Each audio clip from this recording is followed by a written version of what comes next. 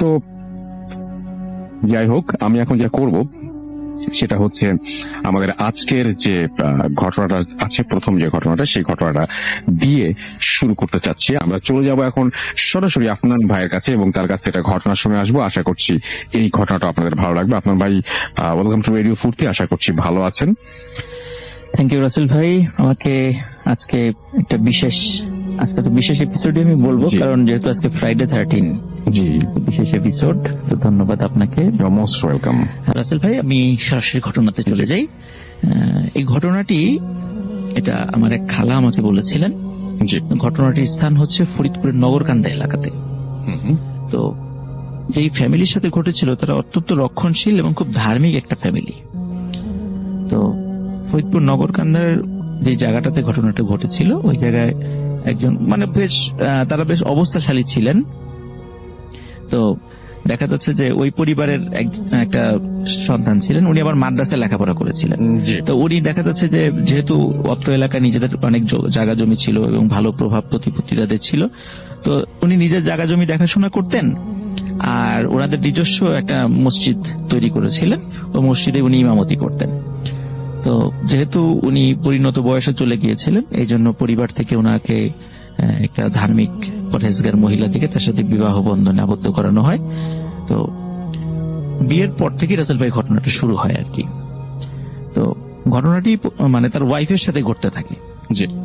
তো তার ওয়াইফের সাথে উনি যখন প্রথম বাসর রাত্রে ওনার যখন একই খাটে শুয়েছেন, তো ওনার ওয়াইফ হঠাৎ করে লক্ষ্য করলেন যে ওনার হাজবেন্ড কোনো কথা ছাড়াই হঠাৎ করে শুয়ে পড়লেন এবং শোয়ার সাথে সাথে উনি ঘুমিয়ে পড়েছেন। তো এটা ওনার কাছে খুব অদ্ভুত ব্যাপার লাগলো যে বিয়ের আগে তো তার সাথে আমার ওইভাবে দেখাও হয় নাই, কথা হয় নাই। তো উনি কোনো কথাবার্তা না বলেই হঠাৎ করে শুয়ে পড়লেন। উনি মনে একটু কষ্ট পেলেন আর কি। তো যাই হোক, উনিও পাশে শুয়ে পড়লেন। শোয়ার 3 থেকে 4 মিনিটের মাথায় ওয়াইফ হঠাৎ ওনার পিঠে খুব জোরে একটা আঘাত অনুভূত হলো আর কি। এবং ওই আঘাতে উনি বিছানা থেকে ঠাস করে নিচে পড়ে যান। আচ্ছা। এবং উনি দেখেন যে বিছানায় তার হাজবেন্ড ছাড়া আর কেউ নাই। তাহলে তাকে আঘাতটা করলোটাকে? তখন উনি চিন্তা করেন তার হাজবেন্ড তার সাথে কথা না বলেই শুয়ে পড়েছে, হয়তো তাকে তার পছন্দ না, এরকম অসংখ্য চিন্তা তার মাথায় চলে আসতে থাকে। এবং তো চিন্তা করে তার হাজবেন্ড তাকে ধাক্কা দিয়ে ফেলে দিয়েছে। কিন্তু উনি ভালো করে খেয়াল করেন তার হাজবেন্ড ঘুমাচ্ছেন। আসলে কিছু ঘুমাচ্ছে নাকি অভিনয় করছে, এটা দেখার জন্য একটু পরীক্ষা করেন, দেখেন যে না, সে আসলেই ঘুমাচ্ছে। উনি তাহলে চিন্তা করেন যে তাহলে আমাকে ধাক্কাটা কে দিল। তো উনি অনেক 7-5 ভেবে পরবর্তীতে ঘুমায় পড়েন। সারা রাত্রে আর কোনো ঘটনা ওনার সাথে আর ঘটে নাই।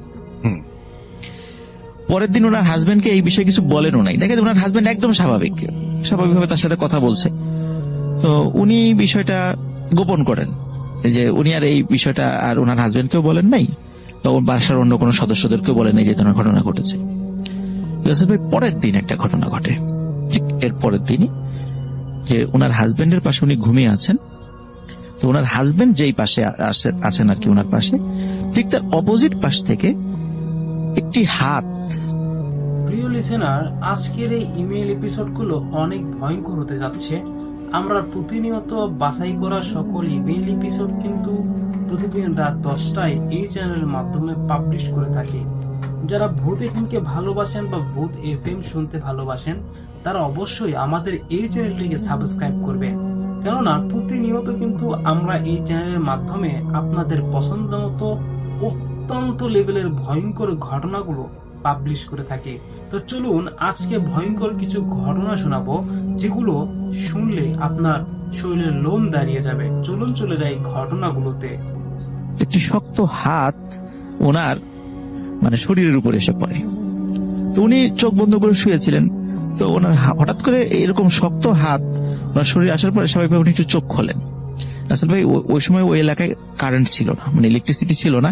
ওনারা যেটা করতেন সেটা হলো হারিকেনের আলোটা অনেক কম করে দিয়ে তারপরে ঘুমাতেন আর কি। আচ্ছা, হালকা আলো থাকতো ঘরে, এরকম আর কি। তো উনি চোখ খুলে যতটুকু হালকা আলো দেখতে পেলেন, ওনার হাজবেন্ড ওনার পাশে শুয়ে আছে, কিন্তু তার দুটো হাতই তার সাথে আছে, তার ওয়াইফের গায়ে উনি হাত দেন নাই। কিন্তু এই হাতটা কোথা থেকে আসলো? তো উনি এই চিন্তা করে একটু ভয়ে ভয়ে ওনার পেছন ফিরে তাকিয়েছেন।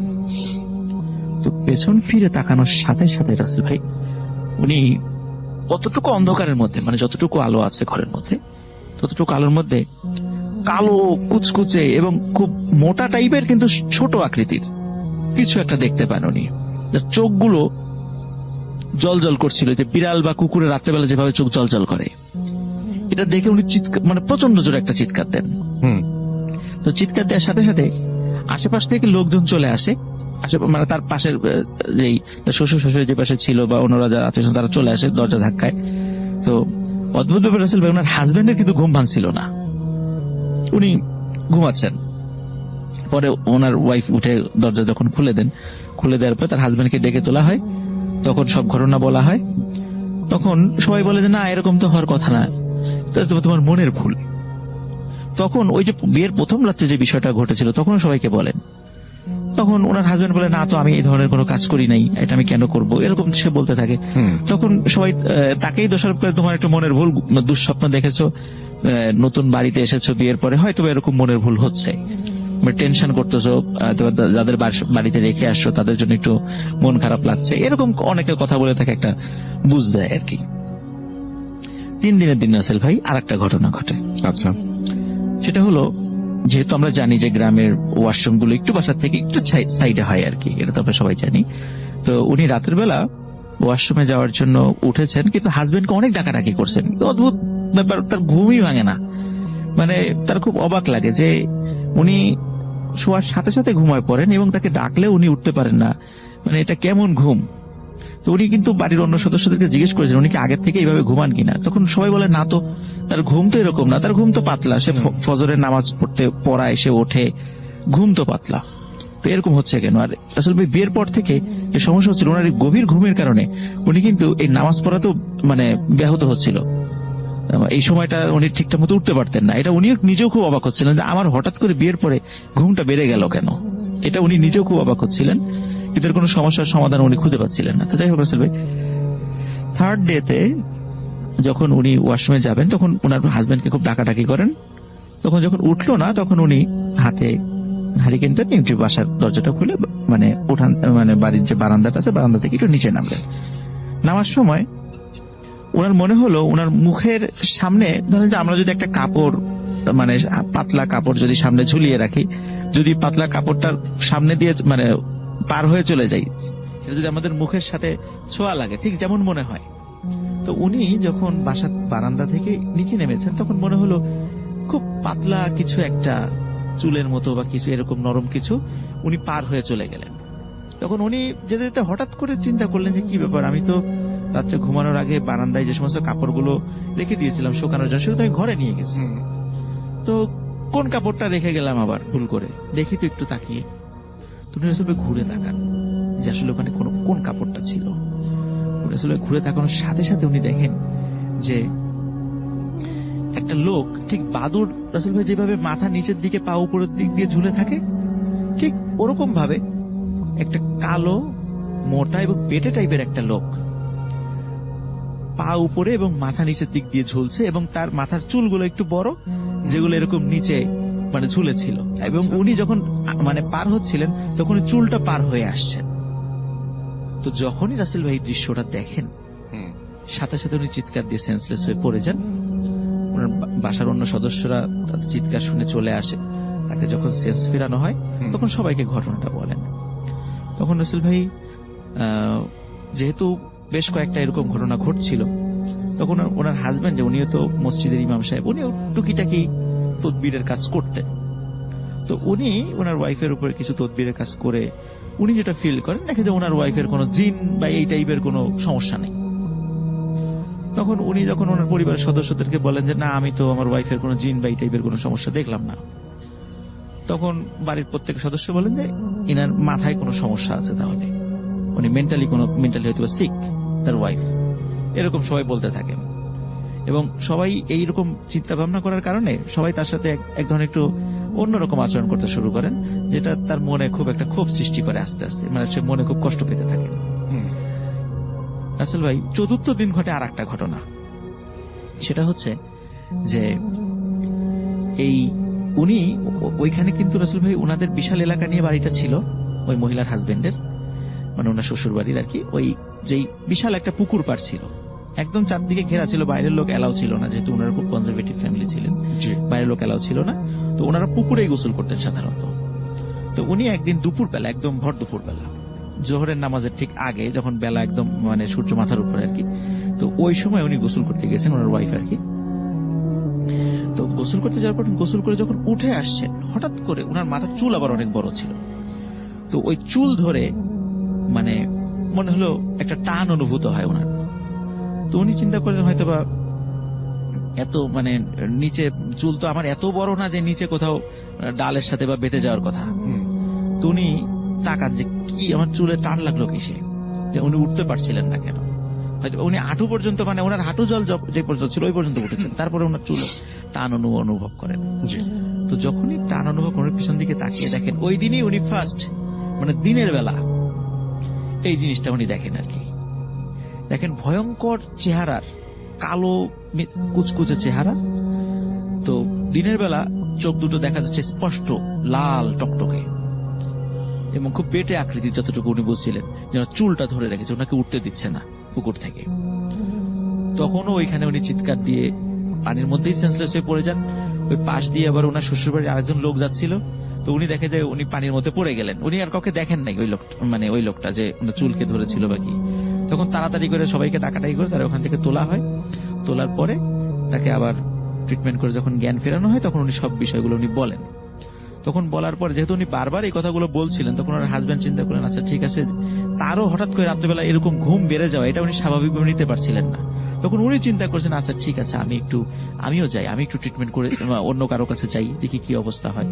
তখন উনি খুব ভালো একজন হুজুরের কাছে নিয়ে যান, যে ওই সময়ে ওনার অত্র এলাকায় বেশ মানে নাম করা একজন হুজুর ছিলেন, বিশেষ করে জিন বা এই প্যারানর্মাল বিষয়গুলো উনি ট্রিটমেন্ট করতেন। আরো অদ্ভুত ব্যাপার রাসেল ভাই, উনিও কিন্তু তার ওয়াইফকে দেখে মানে পরীক্ষা নিরীক্ষা করে বলে, না আপনার ওয়াইফের তো এই ধরনের কোনো সমস্যা নেই, উনি তো দিব্যি সুস্থ লোকই মনে হচ্ছে, ওনার অন্য কোনো সমস্যা আছে। তো এর কারণে মানে ওই মহিলা আরো বেশি মানে সমস্যায় পড়ে যান তার মানে শ্বশুরবাড়ির পরিবারের কাছে, যেহেতু তার মানসিক সমস্যা বলে মানে হুজুররা হিসাবে বলে দিচ্ছেন। তো এতে করে তো উনি মানে পাগল হিসাবে আখ্যায়িত হয়ে যাচ্ছেন। তো যার কারণে সংসারেও একটা অশান্তি শুরু হয়। কিন্তু রাসেল ভাই উনি কিন্তু হাল ছাড়েন নাই, মানে ওই মহিলা উনি চিন্তা করছেন যে না এটা আমি তো মানে ঠিক আছি, এটা তো। কিন্তু আসলে আরেকটা বিষয়, ওনার হাজবেন্ড যিনি, উনি যে দেখতেছিলেন যে সে যদি পাগলই হবে তাহলে অন্যান্য আচরণও তো চেঞ্জ হয়ে যাওয়ার কথা, কিন্তু তা কিন্তু হচ্ছে না, একদম স্বাভাবিক, একদম স্বাভাবিক। তো ওনার হাজবেন্ডও ঠিক একটা মেনে নিতে পারছিলেন না কথাগুলা। উনি চিন্তা করছেন নিশ্চয়ই এমন কোন ঝামেলা আছে যেটা হয়তো আমরা ধরতে পারছি না। তো ওনার হাজবেন্ড ওনার সাপোর্টে ছিলেন, পরিবারের অন্য সদস্যরা ওনার এসে চলে গেলে ওনার হাজবেন্ড সাপোর্টে ছিলেন। তো অত্র এলাকায় মানে ওই জামানার মানে বিশেষ করে 70-এর দশকের খুব নাম করা একজন পীর সাহেব ওনাদের এলাকায় আসেন। তো ওনার কাছে তাকে নিয়ে যান এবং সব ঘটনা খুলে বলেন। খুলে বলার পর তখন ওই পীর সাহেব বলেন যে আমাকে একটু সময় দিতে হবে, আমার অনুগত যেই আমার ভক্ত যে জিনরা আছে, আমি ওদের কাছ থেকে একটু তথ্য নিয়ে দেখি আসলে ঘটনাটা কি, তারপর আমি একটা ডিসিশন দেবো বা কোনো ট্রিটমেন্টের কথা বলবো আর কি। তো রাসেল ভাই 3-4 দিন পরে তার সাথে যোগাযোগ করতে বলেন আর কি, তার এলাকায় গিয়ে। তো 3-4 দিন পরে এলাকায় যখন তার সাথে গিয়ে যোগাযোগ করা হয়, তখন বলে যে আসলে তুমি তো মাঝে মাঝে মানুষের ছোটখাটো কিছু ট্রিটমেন্ট করো, তো এরকম একটা ট্রিটমেন্ট করার সময় একটা জিনের খুব ক্ষতি হয়ে যায়।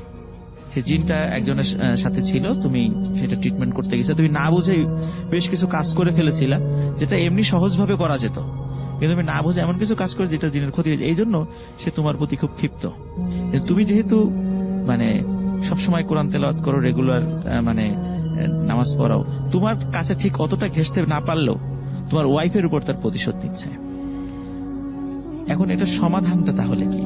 তো সমাধান হচ্ছে ওই জিনের সাথে, জিনটা আসলে এতটাই শক্তিশালী যে অন্যান্য হুজুরা মানে তার উপস্থিতি টের পায় না, যেটা যে জিন রিলেটেড সমস্যা, উপস্থিতি টের পায় না। পরবর্তীতে ওই মানে পীর সাহেব যিনি, উনি সরাসরি ওই জিনের সাথেই কথা বলেন।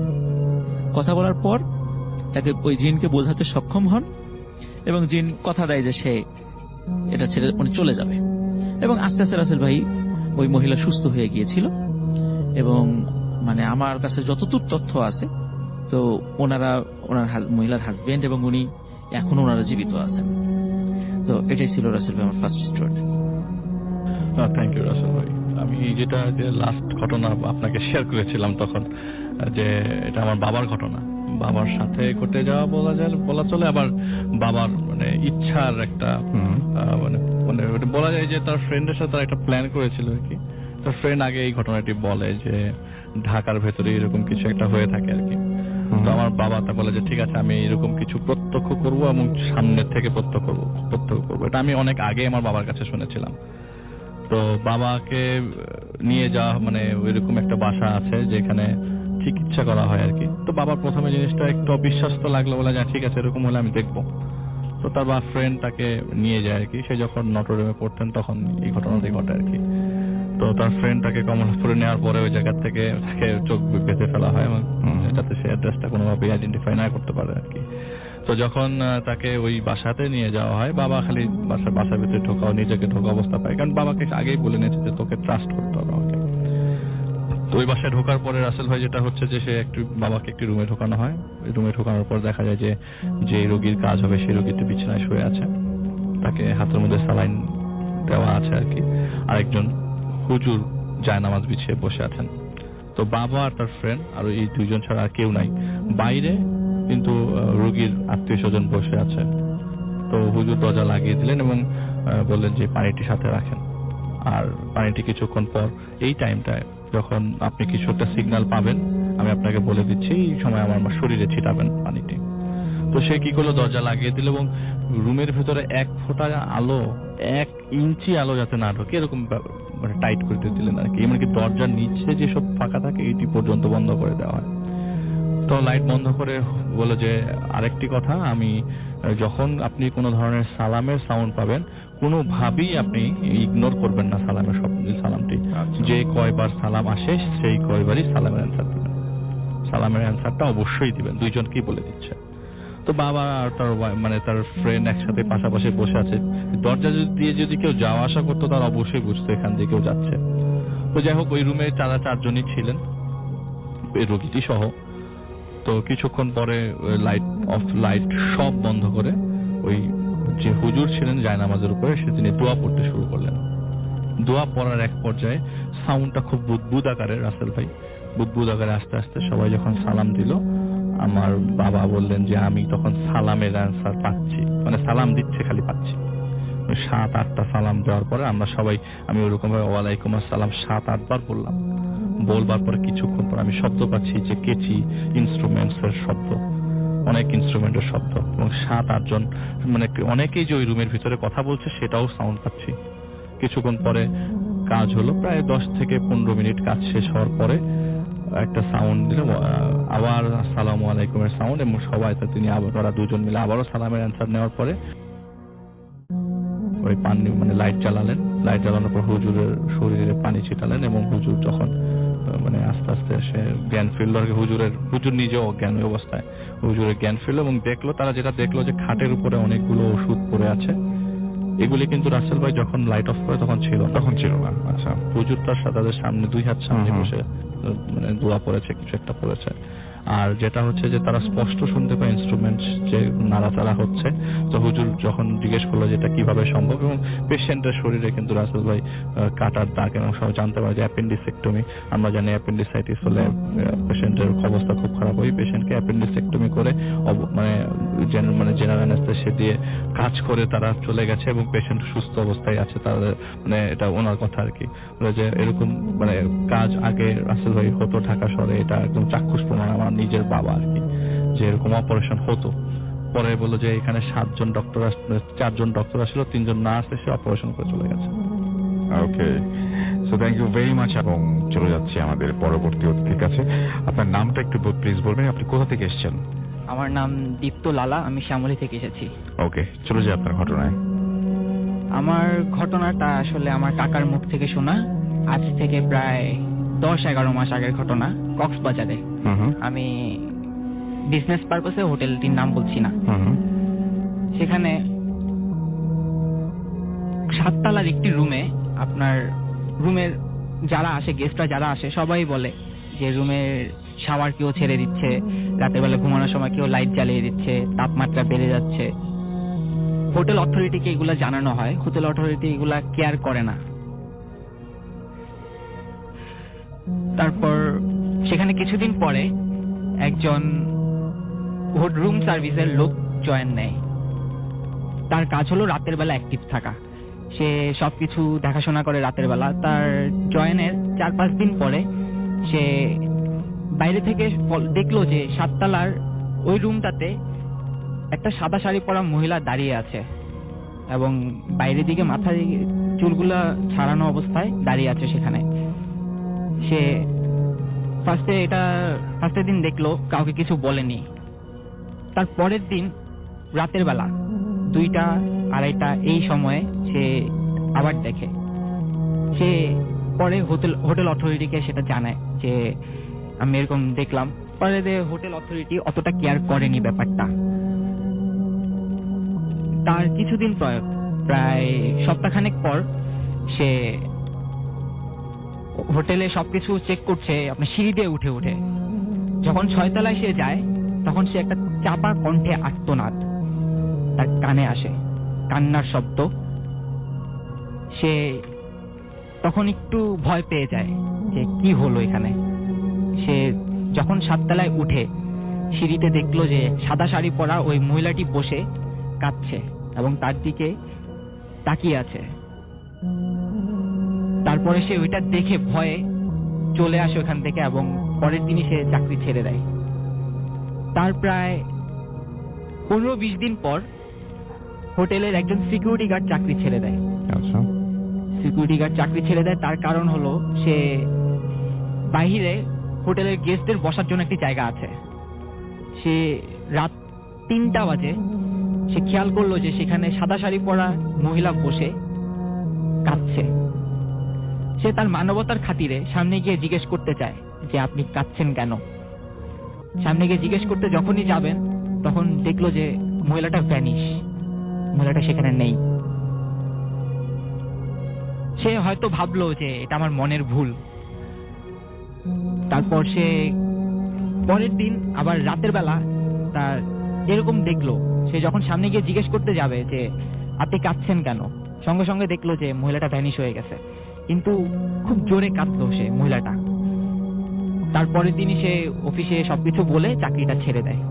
ওকে, অনেক ধন্যবাদ আপনাকে আপনার ঘটনার জন্য। আমরা চলে যাব আমাদের পরবর্তী অতিথির কাছে। ইন দ্য মেন টাইম আমাদের অবশ্যই SMS পাঠাতে ভুলবেন না। যারা SMS পাঠাবেন তারা মোবাইলের মেসেজ থেকে টাইপ করুন 40 FWRTA 40 স্পেস দিয়ে আপনার নাম স্পেস দিয়ে আপনার মেসেজ পাঠিয়ে দিন 9840 নাম্বারে। আমরা চলে যাচ্ছি আমাদের পরবর্তী অতিথির কাছে। আপনার নামটা একটু প্লিজ বলবেন। আমি সোহান আহমেদ। কোথেকে এসেছেন আপনি? আমি খিলক্ষেত নিকুঞ্জ থেকে এসেছি। ওকে, শুনি আপনার ঘটনা। তো আমি আমার ঘটনা সরাসরি চলে যাচ্ছি। তো এটা 2014 সালের সেপ্টেম্বর মাস। আমি ঢাকায় একটা প্রাইভেট ভার্সিটিতে ভর্তি হই। ভর্তি হওয়ার কারণে আমার ঢাকায় থাকতে হয়। তো আমার ঢাকায় কোনো রিলেটিভ না থাকায় আমাকে ফ্ল্যাট বাসা ভাড়া করে থাকতে হয়। তো আমি আরো 5 জন মিলে একটা ফ্ল্যাট বাসা ভাড়া করি। তো বাসাটা ছিল 3 রুমের, প্রতি রুমে 2 জন করে থাকতাম। আমি আর ফারদিন ভাই থাকতাম এক রুমে, পাশের রুমে সাইফুল ভাই, মিলন ভাই, আর পাশের রুমে অন্য 2 জন। তো আমাদের মধ্যে আমি আর ফারদিন ভাই স্টুডেন্ট ছিলাম আর বাকিরা সবাই জব করতো। তো দেখা যেত জব অফিসে আসতে আসতে সবার সন্ধ্যার পর হইতো, আসতো, এসে ফ্রেশ ট্রেশ হয়ে ডিনার করতো। ডিনার করার পর জেনারেলি কিছুক্ষণ আড্ডা টাড্ডা দিয়ে 12টার মধ্যে সবাই শুয়ে যেত।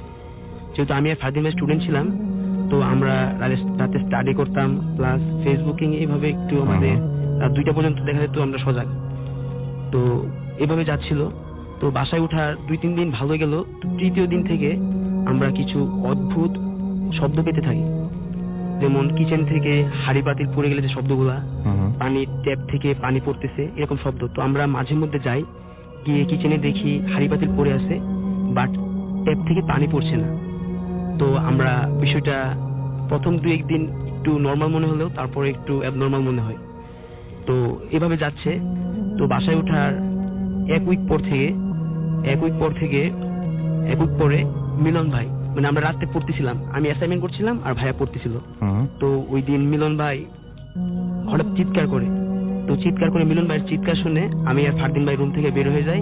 রুম থেকে বের হয়ে যখন কিচেনের সামনে যাই, গিয়ে দেখি মিলন ভাই সেন্সলেস অবস্থায় পড়ে আছে। তাকে দেখে আমরা রুমে নিয়ে যাই, তাকে পানি দেই।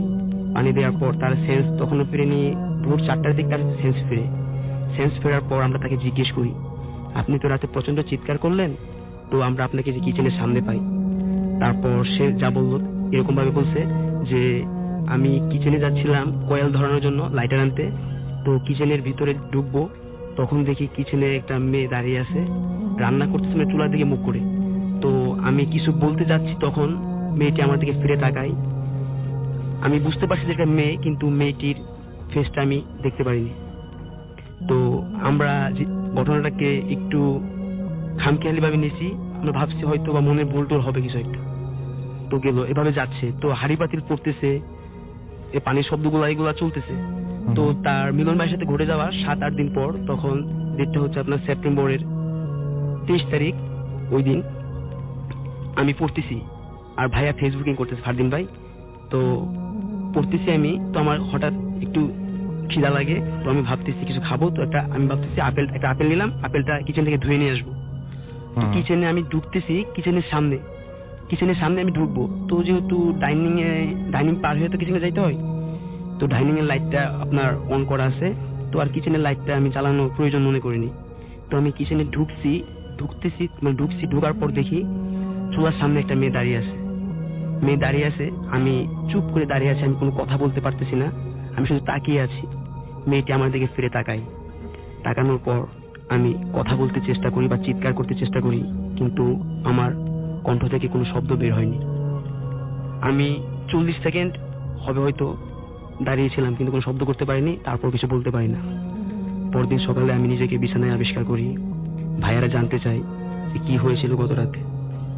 আমি আমার ঘটনাটা বলার পর আমি একটু বেশি ভয় পাওয়ায় বাসায় থাকতে চাই না। আমাকে ফারদিন ভাই বাসার সাথে মসজিদ, এখানে হুজুরের কাছে নিয়ে গিয়ে একটা তাবিজ দেয় হুজুর।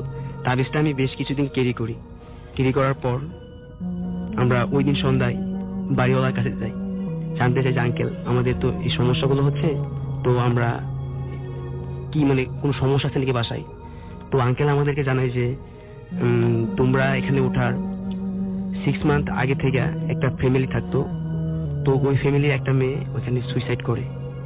তো সুইসাইড করার 1 মাস পর সামাজিক কোন কারণে ওরা এখান থেকে মুভ করার পর 1 মাস বাসাটা ফাঁকা ছিল, তারপর আরেকটা ফ্যামিলি আসে। ওরা এখানে 2 মাস লিভ করছে, বাট ওরা কিছু হাড়ি পাতিল পড়ে দেওয়া, কোনো মেয়ে কান্নার শব্দ, এসব শব্দ পাওয়ার পর ওরা এখানে থাকে না, তারপর ওরাও চলে যায়। তারপর আবার 1 মাস বাসা ফাঁকা, তারপর তোমরা উঠো, তো এটাই বাবা, আর কিছু না। তারপর আমরা আঙ্কেলকে বলি যে আঙ্কেল, তো আমরা এখানে থাকতে স্বাচ্ছন্দ্য বোধ করছি না, তো আমরা চাচ্ছি বাসাটা চেঞ্জ করব, তো আমরা নতুন বাসা খুঁজতেছি, তো অন্য বাসা পেলে আমরা এখান থেকে মুভ করবো। বাড়িওয়ালা সাই দেয়। তারপর আমি আর ওই বাসায় থাকি না, আমি ওইখান থেকে আমার ফ্রেন্ডের বাসায় যেয়ে থাকি। আর 4 দিন পর, ওই ঘটনা ঘটার 4 দিন পর আমরা একটা নতুন বাসা পাই আর এখান থেকে মুভ করি। রাসেল ভাই, এই ছিল আমার ঘটনা। অনেক ধন্যবাদ আপনাকে। চলে যাচ্ছে আমাদের প্রথম অতিথির কাছে। আপনার নামটা প্লিজ একটু বলবেন, তারপরে আমরা আপনার ঘটনায় যাব। আসসালামু আলাইকুম, ধন্যবাদ রাসেল ভাই। ওয়ালাইকুম সালাম। আমি আফনান বলছি, এসেছি আজিমপুর থেকে।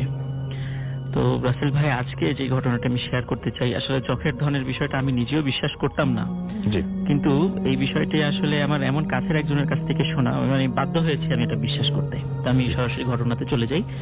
তো ঘটনাটি যার সাথে ঘটেছে, তো তার হাজবেন্ড, উনি আবার আমার একটা খুব কাছের বড় ভাই আর কি।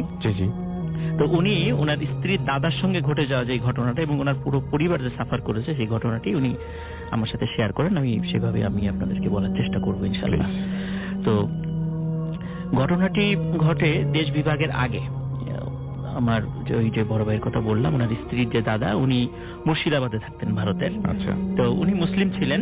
আমরা তো জানি মোটামুটি জমিদাররা সাধারণত সনাতন ধর্মাবলম্বী হন, কিন্তু মুর্শিদাবাদ একজন ভালো জমিদার ছিলেন, তার সাথে ওই মুসলিম ওই ব্যক্তির সম্পর্কটা খুব ভালো ছিল। তো ভালো, যেহেতু উনি অনেক বড় মাপের একজন জমিদার ছিলেন, তো উনি ওনার বেশ কিছু জায়গা এবং জমিদারি একটা অংশ ওনাকে দেখাশোনা করার জন্য দিলেন, যে এই জায়গাটা জমিদারি তুমি করো। আচ্ছা। তো দেখা যাচ্ছে যে উনি খুব ভালো মতো প্রজাদের সাথে খুব ভালো আচরণ করেন, খুব ভালো ওখান থেকে রেভিনিউ কালেকশন হয়। তো যার কারণে ওনার প্রতি ওই জমিদারের বিশ্বস্তটাও খুব ভালো ছিল। কিন্তু আস্তে আস্তে উনি আস্তে আস্তে খুব ক্রুয়েল হয়ে পড়েন তার প্রজাদের উপরে, বিভিন্ন ধরনের নির্যাতন করতে থাকেন, বিভিন্ন ধরনের এই ধরনের আর কি জমিদাররা যা করে as usual আর কি। তো কোন এক সময় একজন তান্ত্রিক এসে ওনাকে বলেন যে তুমি তো ভালো টাকা পয়সা ইনকাম করেছো, তো তোমার এই টাকা পয়সাগুলো তো একটু রক্ষণাবেক্ষণ করার দরকার। জি। তো তুমি রক্ষণাবেক্ষণ করার জন্য আমি যেটা যেটা বলি তুমি সেটা করো। তো বলে ঠিক আছে, আপনি যেভাবে বলবেন আমি সেভাবে করব। তো উনি বলেন যে একটি পরিবারের সন্তান হতে হবে একজনই, এবং সেটা হতে হবে কন্যা সন্তান, তার বড় কোনো ভাই বোন থাকা যাবে না, এবং সেটা হতে হবে তার বয়স হতে হবে 5 থেকে 8 এর মধ্যে, এবং তার বাবা মারা যেতে হবে, এরকম আর কি। শুধু মায়ের মা থাকবে আর সন্তান থাকবে। তো এইরকম একটা ছোট বাচ্চা কন্যা শিশুকে তুমি জোগাড় করো। আসলে এইভাবে এই ধরনের রিকোয়ারমেন্টে কন্যা শিশু জোগাড় করা আসলে বেশ কঠিন, অনেক কঠিন, এরকম আসলে পাওয়া যায় না। তো এরকম অনেক খুঁজে খুঁজে উনি একটা পেলেন যে ওনার জমিদারির থেকেই পাশে একটু দূরে একটি জঙ্গলের পাশে একটি কুড়ে ঘর আছে, ওখানে একজন মহিলা, উনি আবার চোখে দেখে না, অন্ধ আর কি। তো ওনার একটা ছোট বাচ্চা মেয়ে আছে, তার হাজবেন্ড অনেক আগে মারা গেছে, মেয়েটা অনেক ছোট থাকবে আর কি। তো ওই মেয়েটা সারা গ্রাম ঘুরে ওই মানুষের কাছ থেকে ওই ভিক্ষা করে কিছু নিয়ে আসে, তারপরে রান্না করে দুজন মিলে খায়, এইভাবে আর কি ওনাদের দিন চলে। তো অনেক কৌশলে ওই মেয়েকে জমিদার ধরে নিয়ে আসে। ধরে নিয়ে আসার পরে তো ওই যিনি তান্ত্রিক ছিলেন উনি বলেন যে তুমি মাটির নিচে একটা ঘর তৈরি করবা, আগে থেকে বলে রেখেছিল আর কি, ঘর তৈরি করবা, এবং ওখানে কি নির্দিষ্ট কিছু রিচুয়াল করে ওই তোমার ধন সম্পত্তি ওখানে রেখে ওই মেয়েটাকে ওই ঘরের মধ্যে আটকে রেখে আমরা বাইরে চলে আসবো।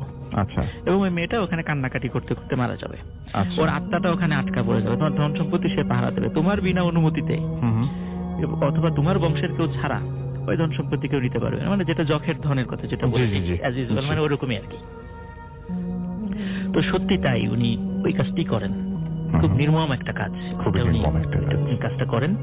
তো কাজ করার পরে প্রথম দিকে খুব বেশি অল্প কয়েকদিন কোনো সমস্যা হয়নি, কিন্তু ওই যে মা যে অন্ধ, তো ওনার তো খুবই কষ্ট হয়ে গেল আরো বেশি। উনি যখন জানতে পারলেন যে জমিদার তার কন্যার সাথে এই ধরনের একটা ঘটনা ঘটিয়েছে, উনি সমস্ত গ্রাম ঘুরে খুব কান্নাকাটি করতেন, প্রত্যেকের বাড়িতে যেতেন যে জমিদার এরকম একটা কাজ করলো, আমার এত বড় একটা ক্ষতি করলো, আল্লাহ কি এর বিচার করবে না? অবশ্যই আল্লাহ বিচার করবে। এরকম উনি ঘুরে ঘুরে খালি অভিশাপ দিতেন যে এটা হবে ওটা হবে, এরকম শুধু অভিশাপ দিতেন। এরকম উনি কান্নাকাটি করতে করতেই একসময় দেখা যায় উনি ওই কুড়ে ঘরের মধ্যেই মৃত্যুবরণ করেন, এবং ওনার ডেড বডিটাও মারা যাওয়ারও বেশ অনেকদিন পরে পাওয়া যায়, পচে গলে গিয়েছিল এরকম আর কি। ওনার দেখাশোনা করার কেউ ছিল না জঙ্গলের পাশে আর কি। তো কিছুদিন পরে, মাসখানেক পরে, জমিদার উনি নতুন নতুন কিছু ঘটনা ওনার সাথে ঘটতে থাকে। সেটা কেমন? তো আগেকার দিনে আমরা ঘর বাড়ি যেগুলো দেখতাম যে ওই ঘরের মধ্যেই আমরা যেমন বর্তমানে জানালার উপরে যেই সানসেট বা কার্নিশ সেটা বলি এরকম করা থাকে, ওরকম তো ঘরের ভিতরেও করা থাকে। আমরা দেখি যে ওর উপরে অনেক জরুরি মাল সামানাও অনেকে রাখেন আর কি ঘরের মধ্যে, এখন ওরকম তো যদিও দেখা যায় না। তো উনি রাতের বেলা খেয়াল করতেন যে কে যেন ওই কার্নিশের ওই উপরে ছোট আকৃতির একটা কালো ছায়ামূর্তি হু হু হু করে কান্নাকাটি করছে। তো উনি প্রথমে মনে করছে হয়তো স্বপ্ন দেখছেন, ভুল দুঃস্বপ্ন দেখছেন, কিন্তু না, উনি সম্পূর্ণ জাগ্রত অবস্থায় সেটা দেখছেন। যখনই বলতেন কে কে বলার সাথে সাথে কোনো শব্দ না, এরকম হু হু করে কান্নাকাটি হতো। কিন্তু যখন আলো দিতেন, আলো জ্বালাতেন, তখন আবার এটা চলে যেত, তখন কিছু ছিল না। এরকম বেশ কয়েকবার ঘটনা ঘটতে থাকে। উনি প্রথমে মনে করে হয়তো ওনার ভুল হচ্ছে, কোনো ভুল হচ্ছে। এর কিছুদিন পরে কি হলো, উনি আবিষ্কার করলেন ওই ছায়ামূর্তিটি আসলে নিচে নেমে এসেছে। নিচে নেমে এখন তার পায়ের কাছে বসে কান্নাকাটি করে, ওরকম ঠিক একইভাবে হু হু করে কান্নাকাটি করে। তো উনি যখনই আলো জ্বালান তখন আর এটা থাকে না, এবং উনি ওনার উনি বিপত্নিক ছিলেন, এজন্য উনি একাই ঘুমাতেন, যার কারণে উনি ওনার সন্তানদের সাথে সেটা শেয়ার করেন এই যে এই ব্যাপার, বলে যে এটা কিছু না, এটা বাবা তোমার মনের ভুল হচ্ছে। তো এর মধ্যে কি হয় সেটা হচ্ছে ওনার জমিদারিতে বেশ কিছু সমস্যা সৃষ্টি হয়। যেমন যেই ফসলগুলো যেখান থেকে উনি ভালো রেভিনিউ কালেকশন করতেন, সেটা হঠাৎ করে অদ্ভুত ভাবে সেখানে পোকা লেগে সেটা নষ্ট হয়ে যায়, এবং ওনার ওই জমিদারি অংশে কোনো বলতে পারেন যে খুবই একটা মন্দা চলা শুরু করে। তখন কি করে, এই অবস্থায় যখন উনি রেভিনিউ কালেকশন করতে পারছিলেন না, তখন যেই জমিদার ওনাকে জমিদারিটা দিয়েছিলেন, তখন উনি ওটা ওনার কাছ থেকে কেড়ে নিয়ে আরেকজনকে দিয়ে দেন, কারণ ওই জমিদারকেও তো ব্রিটিশদের কাছে একটা রেভিনিউ দিতে হবে, উনি বাধ্য ছিলেন সেটাই করতে। তো ইতিমধ্যে আবার দেশ ভাগ হয়ে যায়, যখন উনি জমিদারি হারিয়ে ফেলেন তখন উনি খুব একরকম নিশ্চয়ই হয়ে পড়েন আর কি, কারণ ওনার সম্পত্তি তো উনি মনে করছেন জমিদারি দীর্ঘদিন থাকবে, কারণ ওনার সম্পত্তি আবার উনি ওখানে রেখে দিয়েছেন। কিন্তু যখন ওনার জমিদারি চলে যায় তখন কিন্তু ওই জমিদার ওনাকে আর ওই বাড়িতে থাকতে দেননি, বের করে দিয়েছে, সেখানে তো আর ওই সম্পত্তি উদ্ধারের কোনো প্রশ্নই আসে না। তখন একরকম শূন্য হাতেই উনি দেশ বিভাগের পরে ওনার মানে ছেলে এবং মেয়েদেরকে নিয়ে উনি চলে আসেন বাংলাদেশে। এবং মানে আমার যে জেলা, আমি তো রাজবাড়ির বাসা, আমার হোম ডিস্ট্রিক্ট রাজবাড়ি, তো রাজবাড়িতে চলে আসেন। রাজবাড়ির একটা উপজেলা, পাংশা উপজেলা যেটা, সেখানে উনি মানে বসবাস শুরু করেন। কিন্তু অদ্ভুত ব্যাপার ওনার সাথে যেটা ঘটতে থাকে সেটা হচ্ছে যে এই যে এরকম পায়ের কাছে বসে থাকা, সেটাও কিন্তু চলতে থাকে। তো উনি একদিন এটা উনি পরিবারের সাথে শেয়ার করতেন যে এই ধরনের ঘটনা ঘটছে, পরিবারের লোকজন ওইভাবে বিশ্বাস করতো না। একদিন উনি পুকুর ঘাটে গোসল করতে যান। গোসল করতে যাওয়ার পরে তো বাড়ির লোকজন অনেকক্ষণ ধরে ওনার কোনো খবর পায় না, যে কি ব্যাপার, অনেকক্ষণ হলো গোসল করতে গেছে, আসছে না কেন। পুকুর ঘাটে খোঁজ নিতে যখন ওনার যান তখন দেখেন যে ওনার লাশটা ভাসছে পুকুরে। তো উনি তো সাঁতার জানতেন, তো হঠাৎ কিভাবে মারা গেলেন, পুকুরটা অত গভীর না যে উনি ওইভাবে আর কি ডুবে মারা যাবেন। তো ওনার লাশটা যখন নিয়ে আসা হয়, আসল ভাই অদ্ভুত ব্যাপার, ওই ওনার পায়ের কাছে, ঠিক পায়ের গোড়ালির কাছে মনে হচ্ছে যে মানে ছোট হাত, দুই হাত ধরে কে যেন ওনার পায়ের গোড়ালির কাছে খুব চেপে ধরেছিল, মনে হচ্ছে চেপে ধরেই পানির নিচে নিয়ে গেছে। এবং ওই পানির নিচে নেওয়ার পরে ওই কারণে উনি মারা গেছেন। তো ওই যে পায়ের কাছে যেই ওনার পায়ের কাছে হাতের ছাপ, এটা স্পষ্ট ছিল, যারা দেখেছেন আর কি বলছেন যেটা ছোট কোনো বাচ্চার হাতের ছাপের মতো। তো ঘটনা যদি এখানে শেষ হতো তো ভালো হতো। আসলে ঘটনার যেই সূত্রপাতটা অনেকটা মানে তার পরিবারের সাথে যেটা ঘটে সেটা এখন থেকেই শুরু হয় আর কি। উনি তো মারা গেলেন, তো ওনার যারা ছেলে সন্তান ছিল এবং 3 মেয়ে ছিল, ছোট ছোট 3 মেয়ে ছিল। তো এনাদের এই 3 মেয়ের যখনই কেউ বিবাহ উপযোগী মানে এই ধরনের বয়সে যখন পৌঁছায়, অদ্ভুত ভাবে সে সুইসাইড করে। আচ্ছা। এবং তার 3 মেয়েই কোনো কারণ ছাড়া, কোনো ঝগড়াঝাটি ছাড়াই, মানে বিয়ের কথা হয়, হঠাৎ করে দেখা যায় ওনারা গলায় ফাঁস দিয়ে আত্মহত্যা করেছেন। এর কোনো কারণ কেউ বলতে পারে না যে কি কারণে, কি ঝগড়া হয়েছিল, কিছুই না, কিন্তু আত্মহত্যা করেছে। এরপরে যেটা হয় যে এই তিনজন মেয়ে তো মারা গেল, সুইসাইড করলো। ওই ওনার যে ছেলে সন্তানরা ছিল তারাও তো বিয়ে করেছে, তাদেরও সন্তান হয়েছে। দেখা যাচ্ছে ওনাদের যে সন্তানরাও হয়েছে, তাদের ভিতরে কন্যা সন্তান যারা ছিল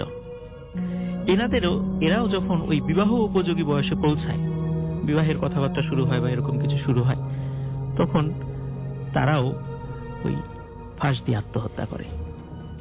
তো এখন দেখা যাচ্ছে যে এরকম চলতেই থাকে। তো ওনার যারা আত্মীয় স্বজন ছিল তারা বেশ ভালো, যারা পরহেজগার ব্যক্তি, ওনাদের সাথে যোগাযোগ করেছিলেন যে আসলে এটা কেন হচ্ছে। তো ওনারা বললেন আসলে এটা অভিশাপের ফল, এটা অভিশাপের কারণে হচ্ছে। তো বলছে এটা অভিশাপ কাটানোর উপায় কি? কিন্তু ওনারা বলছে আপনি আল্লাহর কাছে দোয়া করেন, স্বয়ং আল্লাহ তাআলা এটা সমাধান করতে পারেন, কিন্তু আল্লাহ তাআলা কখন করবেন এটা আল্লাহই ভালো জানেন আর কি। তবে অবশ্যই করবেন, কারণ একজনের অপরাধে তো আরেকজন শাস্তি পাবে না। তো ওনারা এটাও বলে দিলেন যে এটা হবে 7-এর গুণিতক, মানে 1 থেকে 7 পর্যন্ত সবাই মারা যাবে। যদি 8 জনের বিয়ে হয়, তার সন্তানাদি হয়, তার মানে অভিশাপটা কেটে গেছে। আচ্ছা। কিন্তু দেখা যায় 8 জন যখন 8 নম্বর জন ওই পরিবার থেকে মারা গেল কন্যা সন্তান, তার মানে হচ্ছে এটা 14 জন পর্যন্ত যাবে। আচ্ছা। যদি দেখা যায় 14 জন মারা গেছে, 15 জনের বেলায় 15 জনও মানে যদি মারা যায় তাহলে বুঝতে হবে সেটা 21 জন পর্যন্ত যাবে। এরকম যদি দেখা যায় 22 জনের যদি বিয়ে হয়ে যায় স্বাভাবিকভাবে, তার মানে বুঝতে হবে এটা শেষ। তো আমি যেই বড় ভাইয়ের কথা বললাম যে উনার যে স্ত্রী, উনি হচ্ছেন 29 নাম্বার জন, মানে 28 জনের পরে।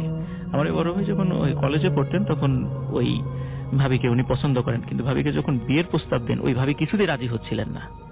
তো অনেক মানে রিকোয়েস্ট করার পরে ওই ভাবি তখন বললেন যে ওনাদের পরিবারের সাথে এই একটা ঘটনা আছে, যে উনি 29 নাম্বার, যদি উনি মারা যান অযথা মানে উনি খুব শঙ্কিত ছিলেন হয়তো উনিও মারা যাবেন।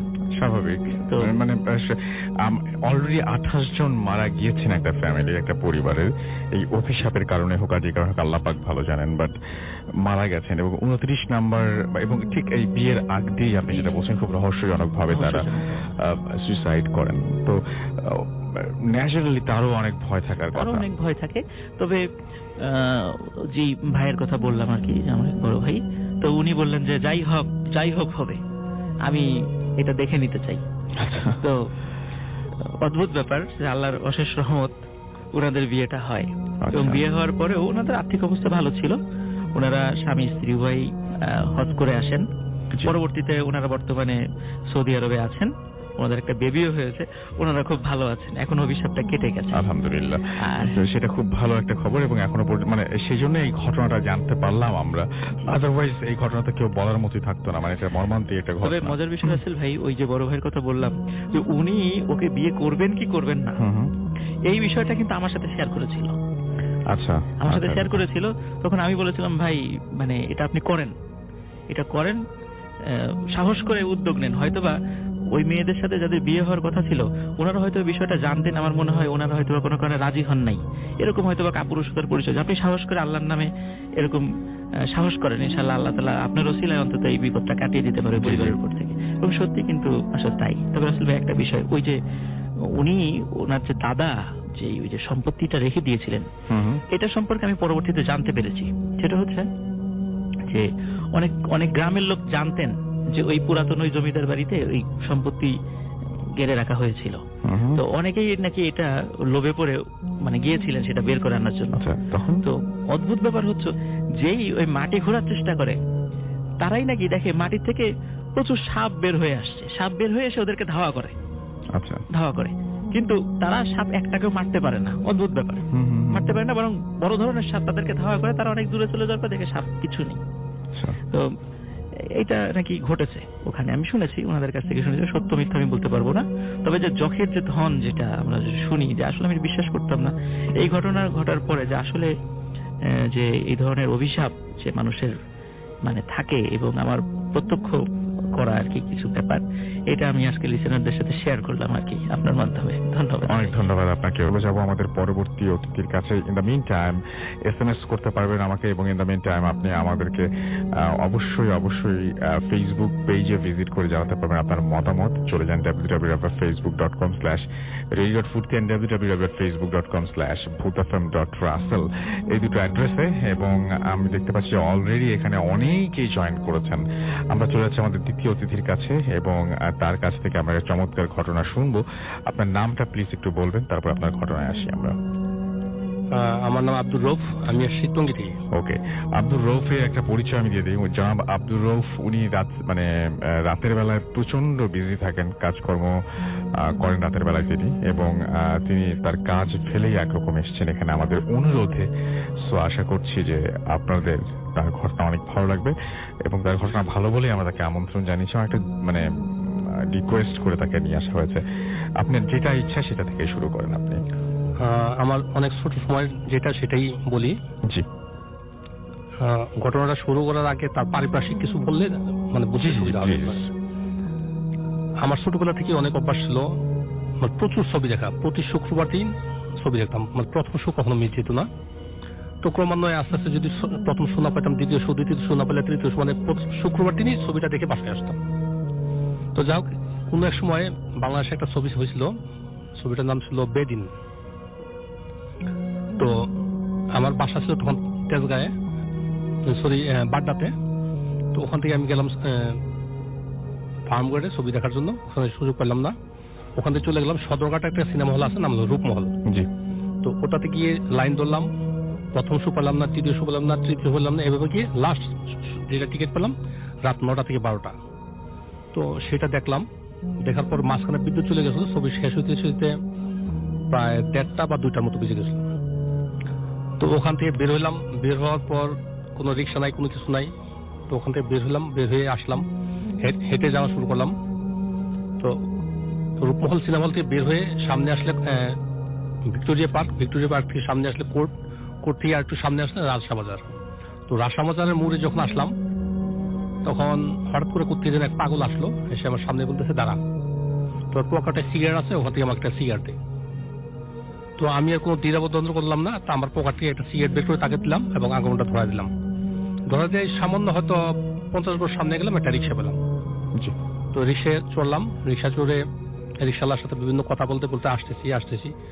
তো আসলাম বিজয়নগর মোড়, বিজয়নগর থেকে কাকরাইল হয়ে শান্তিনগর হয়ে ওই রিক্সাওয়ালা রামপুরা বাজারে এসে বলে আর যাবেন। তো আমার কিছু করার নেই, তো ওকে যতটুকু ভাড়া ওর সাথে চেষ্টা করা হয়েছে ততটুকু তাকে মিটাই দিয়ে রামপুরা বাজার থেকে আমি হেঁটে আসা শুরু করলাম। তখন কিন্তু আপনারা জানেন, যারা অনেক বয়স্ক আছেন তারা হয়তো জানেন, রামপুরা রুটটা তখন নতুন তৈরি করা হয়েছিল, যেটা রামপুরা ব্রিজ থেকে বিশ্ব রোড পর্যন্ত তখন নতুন মাটি ফেলাইতেছিল, লাল মাটি। আর রামপুরা ব্রিজের অল্প একটু সামনেই একটা বিশাল বড় বট গাছ। তা আমি রামপুরা ব্রিজের কাছে এসে আর একটা সিগারেট ধরাইলাম, একটা সিগারেট ধরাবো, ঠিক ওই টাইমে ওই পাগলটা কোথায় জেনে আইসা বলতেছে তোকে তো নিষেধ করলাম রাতে যাওয়ার জন্য, তুই আবার রওনা দিতেছস, আর আইসা পড়ছিস যেহেতু সাবধানে যাইস। তো বিশ্বাস করবেন তখন কিন্তু রামপুরা ব্রিজে ওঠার জন্য সরাসরি কোনো রোড ছিল না, একটা উত্তর পাড়ে ছিল একটা বাঁশের সাঁকোর মতো, আর দক্ষিণ পাড়ে ছিল একটা কাঠের স্লিপার, যেটা দিয়ে উঠতে। তো আমি কাঠের স্লিপারটা পার হয়ে উঠলাম রামপুরা ব্রিজটা পার হলাম, আবার বাঁশের সাঁকো দিয়ে এবার আসলাম। ব্রিজে ওঠার আগেই আমি একটা যেহেতু ওই পাগলটা বুঝলো সাবধানে যাইস, সেই জন্য একটা লাঠি জোগাড় করে নিয়েছিলাম। আচ্ছা, লাঠি জোগাড় করে নিয়ে এইবার আসলাম। আসার পর সিগারেটটা টানতে কিছু দূর যাওয়ার পর হঠাৎ করে বৃষ্টি আবার শুরু হলো। বৃষ্টি শুরু হতে আমি দৌড় দিয়ে গিয়ে ওই বট গাছের নিচে দাঁড়ালাম। আচ্ছা, বট গাছের নিচে দাঁড়ানোর পর তো হাতে যে সিগারেটটা ছিল ওটা বৃষ্টির ফোঁটা মনে পড়ছিল, তো ভিজে গেছিল মেবি। তা আমি চেষ্টা করছিলাম টেনে ওটাকে আবার সজীব করার জন্য। তো যখন একটু সজীব হয় না তখন ওটাকে ফেলে দিলাম। ফেলে দিয়ে আমি পিছন দিকে তাকায় দেখি অনেকগুলো কুকুর আমাকে ঘেরাও করে ধরছে এবং মুখ দিয়ে গড় গড় আওয়াজ করতেছে। তো আমি কি করলাম, দূরে যাই জানি পরে বুকে ফু দিলাম। আর আমরা যে এটা কমন একটা দোয়া পড়ি, লা ইলাহা ইল্লাল্লাহ, এটা পড়ে একটু পড়ি আর লাঠিটা দিই কুকুরকে মারার জন্য। কুকুরগুলো একটু পিছনে যায়, আমি আবার একটু আগাই। এই করতে করতে কিছু দূর যাওয়ার পর হঠাৎ করে কুকুরগুলো ভ্যানিশ হয়ে গেল। তো ভ্যানিশ হয়ে গেল আর আমি টেনশন করে নেই, আর একটু আগাইলাম। আগানোর পর যেটা এখন যেটা বর্তমানে মেরুল বাটার কাছাকাছি, মানে প্রায় কাছাকাছি এসে গেছি। ওটা আমি হঠাৎ করে কোথায় যেন একটা দমকা বাতাস আসলো, দমকা বাতাস এসে আমাকে রাস্তায় ফেলে দিল। আচ্ছা, কাদার মধ্যে আমি টালমাটাল হয়ে পড়ে গেলাম। তো যখন আমার হুঁশ ফিরল তখন দেখতেছি আমার বুকের মধ্যে কি যেন বসে আছে এবং আমার মাথাটা মাটির মধ্যে, কাদা মাটির মধ্যে দাবানোর চেষ্টা করতেছে। তা আমি অনেক চেষ্টা করতেছি, উঠতে পারছি না। এক সময় আমি তাকে ঘুষি দেওয়ার চেষ্টা করলাম। ঘুষিটা প্রতিটা ঘুষি মনে হয় যে কোনো একটা তুলার বস্তার মধ্যে গিয়ে লাগতেছে। যতই চেষ্টা করি তো ওর সাথে ধস্তাধস্তি এক পর্যায়ে আমি বেহুশ হয়ে গেছি। আচ্ছা, বেহুশ হয়ে গেছি। কখন সেই সময়টা যে কখন তাও আমি নিজের করতে পারবো না, বলতে পারবো না। তো যখন আমার হুশ হয় তখন আমি দেখি ওই যে জেলেপাড়া, যেটা মেরুল, ওর কোনার মধ্যে একটা জায়গায় একটা দোকান ছিল, ওই মুদি দোকানের সামনে আমাকে শোয়া রাখছে মানুষ। আমি উঠে দেখলাম অনেক লোকজন জড়ো হয়ে আছে, আমাকে দেখতেছে। তার মধ্যে 2-4 দিন পরিচিত ছিল, যেহেতু আমি তখন দক্ষিণ পাড়টা থাকি। তো ওরা জিজ্ঞেস করছিল কি রে দোস্ত, কি হয়েছে, কোথায় থেকে আসলি? তো আমি আর কাউকে কিছু না বলে দ্রুত চলে যাই বাড়ি থেকে। আচ্ছা, এই ছিল আমার ঘটনা। সেটা বলবেন, তারপরে আপনার ঘটনায় যাবো আমরা। জি, আসসালামু আলাইকুম, সবাইকে শুভেচ্ছা ও অভিনন্দন জানিয়ে আমি শুরু করছি আমার স্টোরি। আমার নাম মোহাম্মদ কায়সার আহমেদ সানি, আমার হোম ডিস্ট্রিক্ট খাগড়াছড়ি। জি। আমি বাড়িদারা থেকে এসেছি। জি, বলেন ঘটনা। আমি সরাসরি ঘটনাতে চলে যাই। আমরা হিলটিক্সে, আমার হোম ডিস্ট্রিক্ট খাগড়াছড়িতে। তো ওটা পার্বত্য অঞ্চল, তো একটু প্যারানর্মাল ওই অঞ্চল একটু বেশি দেখা যায়। সো আমি আমার হোস্টেল লাইফ থেকে যেটা ধারণা পাইছি আমি সেটাই বলার চেষ্টা করতেছি। আমি যেই কলেজে পড়তাম ওই কলেজের নাম হচ্ছে Ramgarh gov degree college. So ওই জায়গায় আগেই কিছু ঘটনা ঘটতো। সো আমি প্রথম যখন জয়েন করি তখন কিছুই জানতাম না। 3-4 মাস হয়ে যায় আমি ওই কলেজে ভর্তি হই, হোস্টেলে উঠি। তো একদিন একটা প্রবলেম হয় যে দেখা যাচ্ছে যে দুটা বিড়াল খুবই ঝগড়া করতেছে। ঝগড়া করার পর একটা বিড়াল দৌড়ে আমাদের বাস, মানে ছাত্রাবাসের দিকে আসতেছিল অনেক গতিতে। তো আমাদের ছাত্রাবাসে আসার জন্য অনেকটা রাস্তা অতিক্রম করা লাগে। তো রাস্তার পেছনে যে বিদ্যুতের খুঁটিগুলো আছে, তো বিড়ালটা যতটা বিদ্যুতের খুঁটি অতিক্রম করতেছে ঠিক ততটা লাইটই বন্ধ হয়ে যাচ্ছে। মানে পরপর যতটা খুঁটি পার হচ্ছে ততটা লাইটই বন্ধ হয়ে যাচ্ছে। ঠিক এক সময় যখন আমাদের ছাত্রাবাসে বরাবর আসলো দেখলাম যে পুরো ছাত্রাবাসে সবগুলো লাইটই অফ হয়ে যায়। বাট কলেজে কারেন্ট আছে, লাইট জ্বলতেছে, কিন্তু আমার ছাত্রাবাসের লাইট সব অফ। সবাই ভয় পেয়ে যায়, চিল্লা চেঁচামেচি করে, অনেকে সেন্সলেস হয়ে যায়। তারপর প্রথম কারণ হলো যে একদম বিড়ালটা আমার পাশে দিয়ে যায়, সো পাশে দিয়ে আমি প্রচুর ভয় পাই, ভয় পেয়ে চিল্লান দিয়ে আসলে আমার অজ্ঞান হয়ে যাই। তারপর থেকেই রাসেল ভাই প্রবলেমটা তারপরেই 2 দিন পরেই শুরু হয়। আসলে রাসেল ভাই এটা ছিল আমাবস্যার রাত। আর যেটা আমি বলে রাখতে চাচ্ছি যে আমাদের কলেজের সিস্টেমটা ছিল, ছাত্রাবাস ছিল, ওটা পুরাতন কলেজ ছিল। ওই কলেজটা পরবর্তীতে ছাত্রাবাস করা হয়, মানে হোস্টেল করা ছেলেদের। তো ওই জায়গায় প্রথমত আমি বলে রাখতেছি যে এদের কক্ষ সিস্টেম ছিল, যে প্রথম 8টা কক্ষের 2-3টা ওয়াশরুম তা আলাদা, মানে রুম থেকে বার হয়ে আলাদা একটু আউটসাইডে থাকে। তো ওয়াশরুম ওই দিকে একটু আউটসাইডে, তো ডাইনিংটাও আলাদা। তো এইরকম অবস্থা যে একদিন আমি রাতের প্রায় 9টা, 9:30 বা 10টা প্লাস এরকম হবে, আমরা সবাই খানাদানি খেয়ে, ওই জায়গায় গ্রাম অঞ্চল তাড়াতাড়ি খেয়ে ফেলি। তো খানাদানি খেয়ে আমরা পড়তে বসতেছি, যার যার মতো পড়তেছি। পড়ার সময় তো আমার কাছে কেমন একটা অনুভূতি লাগতেছে যে রুমটা হঠাৎ ঠান্ডা অথবা মানে খুব ভয়ানক কিছু লাগতেছিল। মানে লাইট জ্বলতেছে, তার সাথে আমাদের কেমন জানি লাগতেছিল, একটু নার্ভাস লাগতেছে। তো আমার পার্শ্ববর্তী যে আমার রুমমেট আছে, আমি ওর দিকে ঘুরি দেখতেছি যে অবাক বিষয়, যে আমি ওর দিকে দেখেই আমি অবাক হয়ে গেলাম, যে মানে আমি এটা দেখার জন্য একদমই রেডি ছিলাম না যে এমন কিছু দেখবো। রাসেল ভাই সবচেয়ে ভয়ানক ওই জিনিসটা লাগছে যে আমি যখন ওর দিকে ঘুরলাম, মানে আমি ওকে ডাকবো, মানে এরকম শক্তি পাচ্ছি না আমি যে ওরে ডাকবো, যে ডেকে বলবো যে দোস্ত এদিক ঘুর। বাট আমি ওর দিকে দেখতেছি যে ওর মানে শরীরটা আছে কিন্তু মাথাটা নাই। ও পড়তেছে বাট ওর মাথা। আপনি নিজের চোখে দেখেছেন? আমি কিন্তু আপনাকে অনেকবার জিজ্ঞেস করছি অফ এয়ারে, এখন আবারও জিজ্ঞেস করছি, আপনি নিজের চোখে দেখেছেন? হ্যাঁ রাসেল ভাই, আমি নিজের চোখে দেখছি। ও আছে কিন্তু ওর মাথাটা দেখা যাচ্ছে না। আর ও যে একটা মোটিভেশন বসেছিল, আসলে সাধারণ সেরকম মোটিভেশন কখনো বসতে পারে না, জাস্ট ইমেজিং, মানে বসাটা অন্যরকম স্টাইলের ছিল। ধরেন অনেক সময় আমরা যে 3D মুভিগুলোতে দেখি যে মানে প্যারানরমালে যে বসে চলে, মানে ওদের যেটা মোড থাকে ঠিক সেম ওইরকম ভাবে। আর ও পড়ার টেবিলের দিকে তাকাই ছিল। তো আমি ওর প্রথম একটা ডাক দিয়েছি শুনে নাই, 2টা ডাক দিয়েছি শুনে নাই, বাট 3টা ডাক আমি মানে অনেক জোরে চিল্লান দিয়ে আমি সেন্সলেস হয়ে গেছি। আসলে তারপর থেকে তো আমি ঘটনা বলতে পারি না, আসলে সেন্সলেস হয়ে আমার হাসপাতালে নেওয়া হয়েছে। তারপর আমার ফ্রেন্ড থেকে কালেক্ট করছি গল্পটা। তো ওর নাম হচ্ছে আরিফ, ও আমার খুব ভালো ফ্রেন্ড।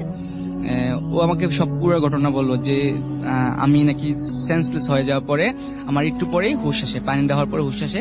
তারপরে দেখে যে আমি অনেক জোরে লাফালাফি করতেছি, চিল্লাচিল্লি করতেছি, মানে আমাকে কেউ ধরে রাখতে পারতেছে না। 2-3 জন ধরে চেষ্টা করতেছে, মানে সিনিয়র ভাই ছিল, ওরা আমাকে ধরে রাখার চেষ্টা করছে, আমার ধরতেই পারতেছে না। 8-9 জনকে, মানে 8-9 জন আমার সাথে পারতেছে না, মানে আমার খুবই শক্তি চলে আসছে। আর তখন আমি একটু মানে চিকন চাকন ছিলাম, বাট ওরা অনেক শক্তিশালী ছিল, ওরা আমার সাথে পারতেছে না। তো এই অবস্থা দেখে মানে অনেকে ভয় পেয়ে যায়। তবু বড় ভাইরা বলে যে না, এরকম তো রাখা যাবে না, আর হসপিটাল নিয়ে যাওয়া দরকার, খুবই ইমার্জেন্সি। তো ওই জায়গায় সবাই মিলে আমার হসপিটাল নিয়ে যায়। তো আমাদের হসপিটালটা ছিল কলেজ থেকে একটু দূরে। আর সবচেয়ে বড় বিষয় যেটা, আমাদের কলেজটা ছিল ভুতুরে, মানে ধরেন গাছপালা ছিল কলেজে, এরিয়াটা বিশাল বড় ছিল রাসেল ভাই। মানে এত বড় এরিয়ার কলেজ আমার লাইফ টাইমে কখনো দেখি নাই। বিশাল বড় কলেজ ছিল, তার ভিতরে টিচারদের আলাদা ছিল, ফ্ল্যাট ছিল, টিচার আলাদা থাকতো, স্টুডেন্ট আলাদা থাকতো। তো আমাদের সামনে দিয়ে, মানে আমাদের ছাত্রাবাসের সামনে দিয়ে রোডটা ছিল। তো আমাদের ছাত্রাবাসের ঠিক সামনে ছিল একটা পুকুরটা মোটামুটি বড়, চারপাশে গাছপালা ছিল। আর যেই পাড়টা ছিল, মানে আমরা যেটা ঘাট বলি আমাদের ভাষায়, ওটা ছিল মানে দিনের বেলায় কেমন জানি একটু অন্যরকম লাগতো, মানে ভয় কাজ করতো ওটার সামনে গেলে। স্যার ওইটার সামনে একটা দোতলা বিল্ডিং আছে, মানে অনেক পুরনো, বাট ওইটাতে কেউই থাকে না। ওইটা হচ্ছে রামগড় গভ ডিগ্রি কলেজ, মানে এখন থাকে কিনা জানি না, আমরা যখন ছিলাম তখন কেউই থাকতো না। সো আমরা জানার চেষ্টা করি না যে ওই জায়গায় কেন কেউ থাকে না। স্যার ভাই, আমি যে জায়গায় ছিলাম, যে আমার হাসপাতাল নিয়ে যাচ্ছিল, তো কলেজের গেট অফ, আর যে আমাদের কলেজের দারোয়ান থাকে উনি নাই, যে কলেজের গেটটা খুলতে পারতেছিল না। তো আমার ফ্রেন্ডরা যখন বললো যে আমাকে রুম থেকে যখন বার করতেছিল, তখন মানে আমি এতটা ওজন ছিলাম যে মানে নর্মালি একটা মানুষ এত ওজন থাকে না যে আলগায় নিতে পারে না। 2-3 জন আমাকে অনেক কষ্ট করে নিয়েছে, কিন্তু গেট বন্ধ নিতে পারতেছে না। তো দেওয়াল ওপারে, মানে দেওয়ালটা মানে যেটা 5 ফিট বা 4 ফিটে যেটা ওয়াল থেকে রাসেল ভাই, ওই ওয়ালটা ওভারটেক করে আমার ওই পাশে নেওয়া হয়। নেওয়ার পরে তো কোনো রাস্তায় ওই গ্রাম এতটা একটা উপজেলায় মানে গ্রাম অঞ্চল হিলটেক্স, তো ওই যে রাত্রে এত গাড়ি চলে না, সো একজনকে ফোন দিয়ে আনা হয়েছে অটো।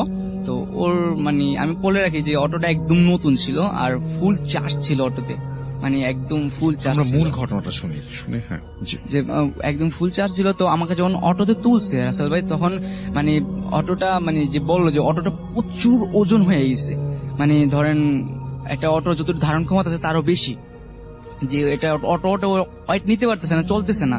এটা কি আপনাকে অটো যিনি চালাচ্ছেন তিনি বলেছেন? হ্যাঁ তিনি বলছেন, আমার ফ্রেন্ড আমাদেরকে পরে জানাচ্ছে। আমি তো তখন কিছু বলতে পারতেছি না কি করছি, বা মানে আমি বলতে পারি না যে কি সময়। এটা আমার ফ্রেন্ড কালেক্ট করে দিছে আমাকে যে তোর সাথে এটা ঘটছিল। তো আমার ফ্রেন্ড বললো যে তোর কয়েকজন নামা যে অটো চলতেছে না। তো আমি আর আমার দুটা ফ্রেন্ড আমাকে ধরে হাসপাতালে নিয়ে গেছে, কিন্তু অটোটা চলছিল খুব আস্তে। তো অটোওয়ালা ভাই বললো যে এত স্লো চলতেছে কেন। তো আমার হসপিটাল নিয়ে যায়।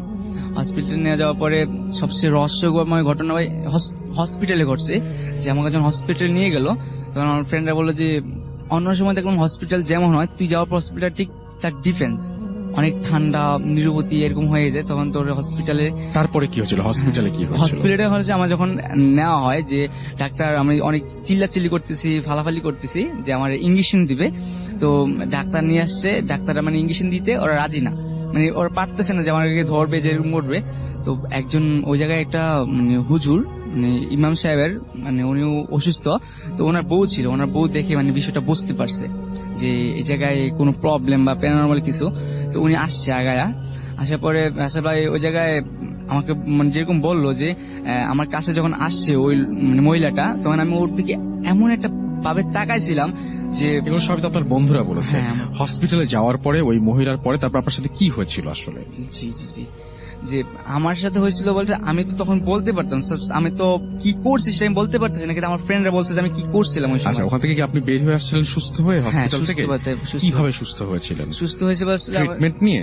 হ্যাঁ, ট্রিটমেন্ট নিয়ে মানে বলতে পারি না, যে রাত্রে যে ঘটনা ঘটছে যে আপনি কি হসপিটালে স্টে করেছেন? মানে আপনার কথা কিন্তু অনেকটাই বোঝা যাচ্ছে না বলে আমি জিজ্ঞেস করছি। আপনি কি হসপিটালে ওই দিন রাতে ছিলেন? হ্যাঁ, ওই দিন রাতে পুরোটা হসপিটাল। তারপর আপনি ট্রিটমেন্ট নিয়েছেন? হ্যাঁ, এবং ট্রিটমেন্ট নিয়ে পরের দিন সুস্থ হয়ে বাসায় ফিরে যান? বাসায় ফিরেছিলাম। থ্যাংক ইউ সো মাচ, আপনাদেরকে অনেক ধন্যবাদ। আমাদের এইখানে আমি দেখতে পাচ্ছি আমাদের একটা অডিও ক্লিপ রয়েছে, এবং আজকে যেহেতু ফ্রাইডে 13 এই অডিও ক্লিপটার লেন্থ হচ্ছে 13 মিনিটস। মানে খুবই আশ্চর্যজনক ভাবে আমরা সেটা শুনবো, এবং আশা করছি আপনাদের এটা ভালো লাগবে। চলুন শুনে আসি। স্টে টিউনড রেডিও ফুর্তির এফএম এন্ড জু ফুর্তি। আমার ঘটনাটা অ্যারাউন্ড 22 বছর আগের ঘটনা। আমি আমার জন্ম মিডল ইস্টে, লিবিয়াতে। ওকে। আমার বাবা একজন ডাক্তার, আমরা লিবিয়াতে থাকতাম। একটা শহর প্রায় ক্যাপিটাল থেকে 1400 কিলোমিটার দূরে, আলমার্জ বলে একটা শহর। আচ্ছা। তো ওখানে আমার জন্ম 82-তে। I am the first child of my father mother. এবং আমার জন্মের প্রায় 3-4 বছর পর আমার আরেকটা ভাই হলো। আচ্ছা। আনফরচুনেটলি তার মানে লো বার্থ ওয়েট ছিল, মানে আমাদের ডক্টর এই টার্মের প্রিম্যাচুর বেবি ছিল, এবং তার বার্থ অ্যাসফিক্সিয়া মানে শ্বাসকষ্টজনিত সমস্যা ছিল। নানাবিধ কারণে সে 4-5 দিন বেশি সার্ভাইভ করেনি। ওকে। তা আমাদের ওখানে যারাই মারা যেতেন ওই জায়গায়, অনেক বাচ্চা যারা জন্মের মারা যেতেন বা বয়স্ক যারা মারা যেতেন, ওগুলো এই দেশে না এনে মোস্ট অফ দ্য টাইম ওখানে মার্জ গাদিম বলে একটা জায়গা ছিল।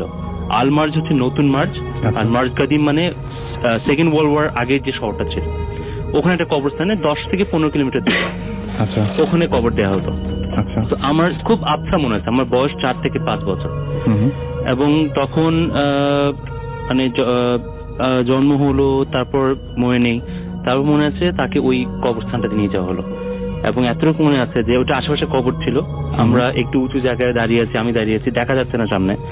তা আমার বাবা আরো যারা ছিলেন আঙ্কেল যারা ওখানে বিদেশে থাকতেন, তারা তো কবর দেওয়া হলো। তো তখন মানে কবর দেওয়ার সময় ঝিরিঝিরি বৃষ্টি হচ্ছিল। লিবিয়া, আমি জানিয়ে দিই আপনাদের, লিবিয়ার ওয়েদার হচ্ছে বছরে 10 মাস ঠান্ডা থাকে, এবং 10 মাসই অলমোস্ট 20 ডিগ্রি বৃষ্টি হয় শীতকালে। আচ্ছা। তো আমার এটা মনে আছে যখন কবর দেওয়া হচ্ছিল তখন ওখানে বৃষ্টি হচ্ছিল, বৃষ্টির মধ্যে কবর দেওয়া হলো। প্লাস ওই যে আশেপাশে কাছে একটা ফুল গাছ ছিল, গাছ এতটুকু মনে আছে। তো ভালো কথা, ফুলটা স্পষ্ট মনে নেই, ইট ওয়াজ মানে টিউলিপের মতো সাদা ছোট টাইপের একটা ফুল। আচ্ছা। এবং খুব সুন্দর সুগন্ধ ফুলটা, এতটুকু জাস্ট এতটুকু মনে আছে। তারপর আমরা চলে আসলাম কবর দিয়ে, সবার খুব মন খারাপ। তো ছোটবেলা থেকেই আমরা মানে আমাদের অভ্যাস করা হতো, মানে বাইরে যারা থাকি যে আমরা আলাদা ডিফারেন্ট রুমে থাকতাম। আমি ছোটবেলা থেকে আলাদা রুমে থাকতাম। তো আলাদা রুমে থাকি। এটা ওখান থেকে আসার সপ্তাহখানেক পরে হবে। সপ্তাহখানেক পরে আমি ঘুমায় আছি। তো ঘুমে ভোরের দিকে বাইরে বৃষ্টি হচ্ছে, বৃষ্টির শব্দ শোনা যাচ্ছে। ভোরের দিকে আমি হঠাৎ টের পেলাম যে আমার বিছানার মাথার কাছে এসে কেউ খুব মাইনিউটলি মানে আলতো ভাবে ভাইয়া বলে রাখলো।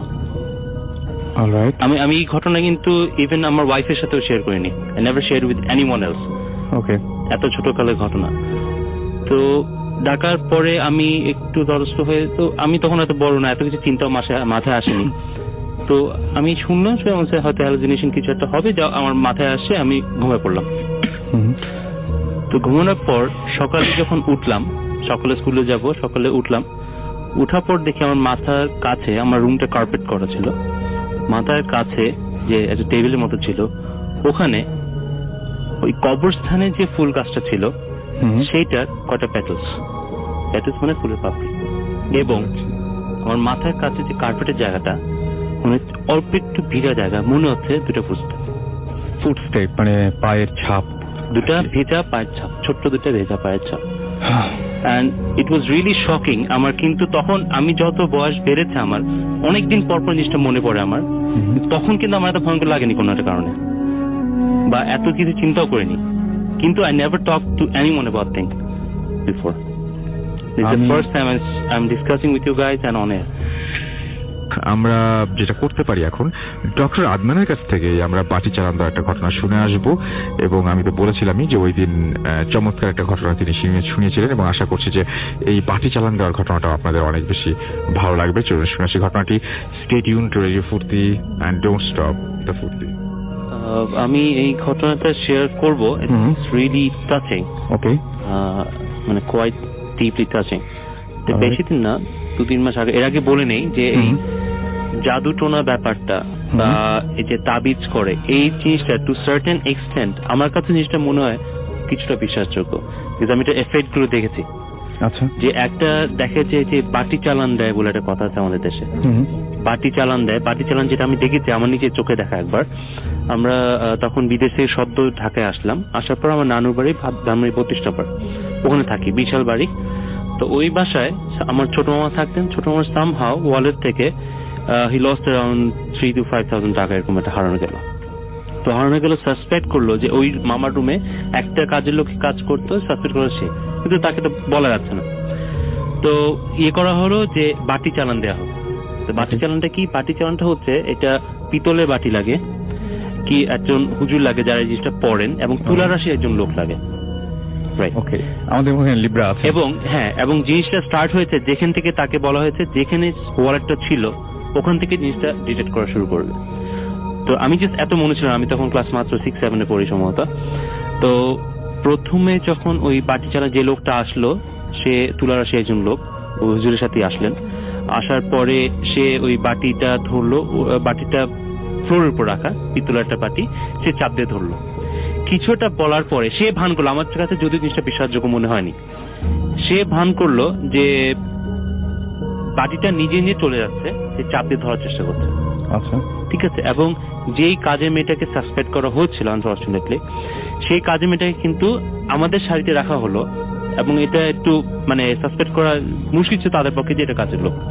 কিন্তু ওই বাড়িটা অনেকখানি ঘুরে ফিরে, এটা বাটি চালানোর নিয়ম হচ্ছে, আমি বলি দিই আপনাকে, ওই জিনিসটা, চুরি জিনিসটা যেই জায়গা ট্রাভেল করবে সেই জায়গাতে বাটি কিন্তু যাবে। আচ্ছা, এবং সেটা ওখান থেকে আমার নানুর রুমে গেল, নানুর রুম থেকে একটা লবি ছিল, বারান্দা, ওখান থেকে কিচেনে গেল। এটা আপনার দেখা? একদম আমার দেখা। কিচেন থেকে স্টোর রুমে গেল, স্টোর রুম থেকে ব্যাক করলো, ব্যাক করে এসে ওই মেয়েটার সামনে এসে থামলো। এবং সেটা ওই লোকটা যে হুজুর বা তার সাথে যে লোকটা আসছিল তার পক্ষে জানা ইম্পসিবল, যে আমাদের ফার্স্ট টাইম ওই বাসায় আসছে। এবং সেই থেকে মানে আমার কাছে মনে হয় যে এই তাবিজ পড়া, তারপর ওই চাটি পড়া, একটা বলে একটা বাসায় চাটি দিয়ে করে, এটা আমাদের বাসায় করা ছিল। আয়না পড়ার একটা ঘটনা বলি। আমার একজন কাজিন আছেন, রেজওয়ান নাম, তো তার বাবা বড় খালু উনি মারা গিয়েছেন আর কি। তো তার খুব শখের একটা ক্যামেরা ছিল, তখনই উনি DSLR ইউজ করতেন। তো ক্যামেরাটা সে ইউজ করতো। তো আমাদের বাসায় একজনের বিয়ে, আমাদের দেশের একজন মেয়ে নানু বাসায় অ্যারেঞ্জ করা হয়েছে। ওই ক্যামেরাটা ড্রয়িং রুমে, অনেক বড় ড্রয়িং রুম, ওখানে সবাই শুয়েছে, ক্যামেরাটা ওখানে কর্নারের টেবিলে রাখা। আমার কাজিনও শুয়ে আছে, কাজিন অন্য রুমে ছিল। সকালবেলা উঠে ক্যামেরাটা ভিতরে নেই, ব্যাগটা আছে, ক্যামেরাটা নেই। ক্যামেরা নাই কিছুতে নাই। বাসার অ্যাজ ইউজুয়াল যারা ছোট থাকে মানে মেট যারা থাকে তার সাসপেক্ট করা হলো, অনেক ইয়ে করার পরে তারপর ইয়ে হলো না। তারপর এই আয়না পড়া ব্যাপারটা আসলো। আয়না পড়া ব্যাপারটা যখন আসার পরে তারপরে এরকম একজন হুজুর আসলেন, তুলার সে একজন লোক থাকলো, আয়নাটা রেডি করা হলো। সেখানে কিছুটা পড়ার পরে দেখা গেল ক্লিয়ার না, আবছার ছায়ার মতো, যে ওই ড্রয়িং রুমের কোণা থেকে চেক লুঙ্গি পরা একটা লোক এসে ব্যাগ থেকে ক্যামেরাটা নিয়ে চলে গেল। এটাও দেখা। এবং আমাদের একজন ছিল, মানে আমাদের দুঃসম্পর্কের একজন আত্মীয় ছিলেন ওখানে। আনফর্চুনেটলি জিনিসটা যদিও সে কোনো স্বীকার করেনি। he wanted to pay the money for the camera but we didn't take it, কিন্তু তাকে সাসপেক্ট করা হয়েছে, সে নিজেও দেখেছে জিনিসটা যে, এবং পুরো জিনিসটা ছায়া আয়নাতে দেখা যায়। চলে যাচ্ছি ঘটনায়। হ্যালো এভরিওয়ান, আমার নাম তৌফিক আর আমার সাথে আছেন আমার ওয়াইফ দোলা।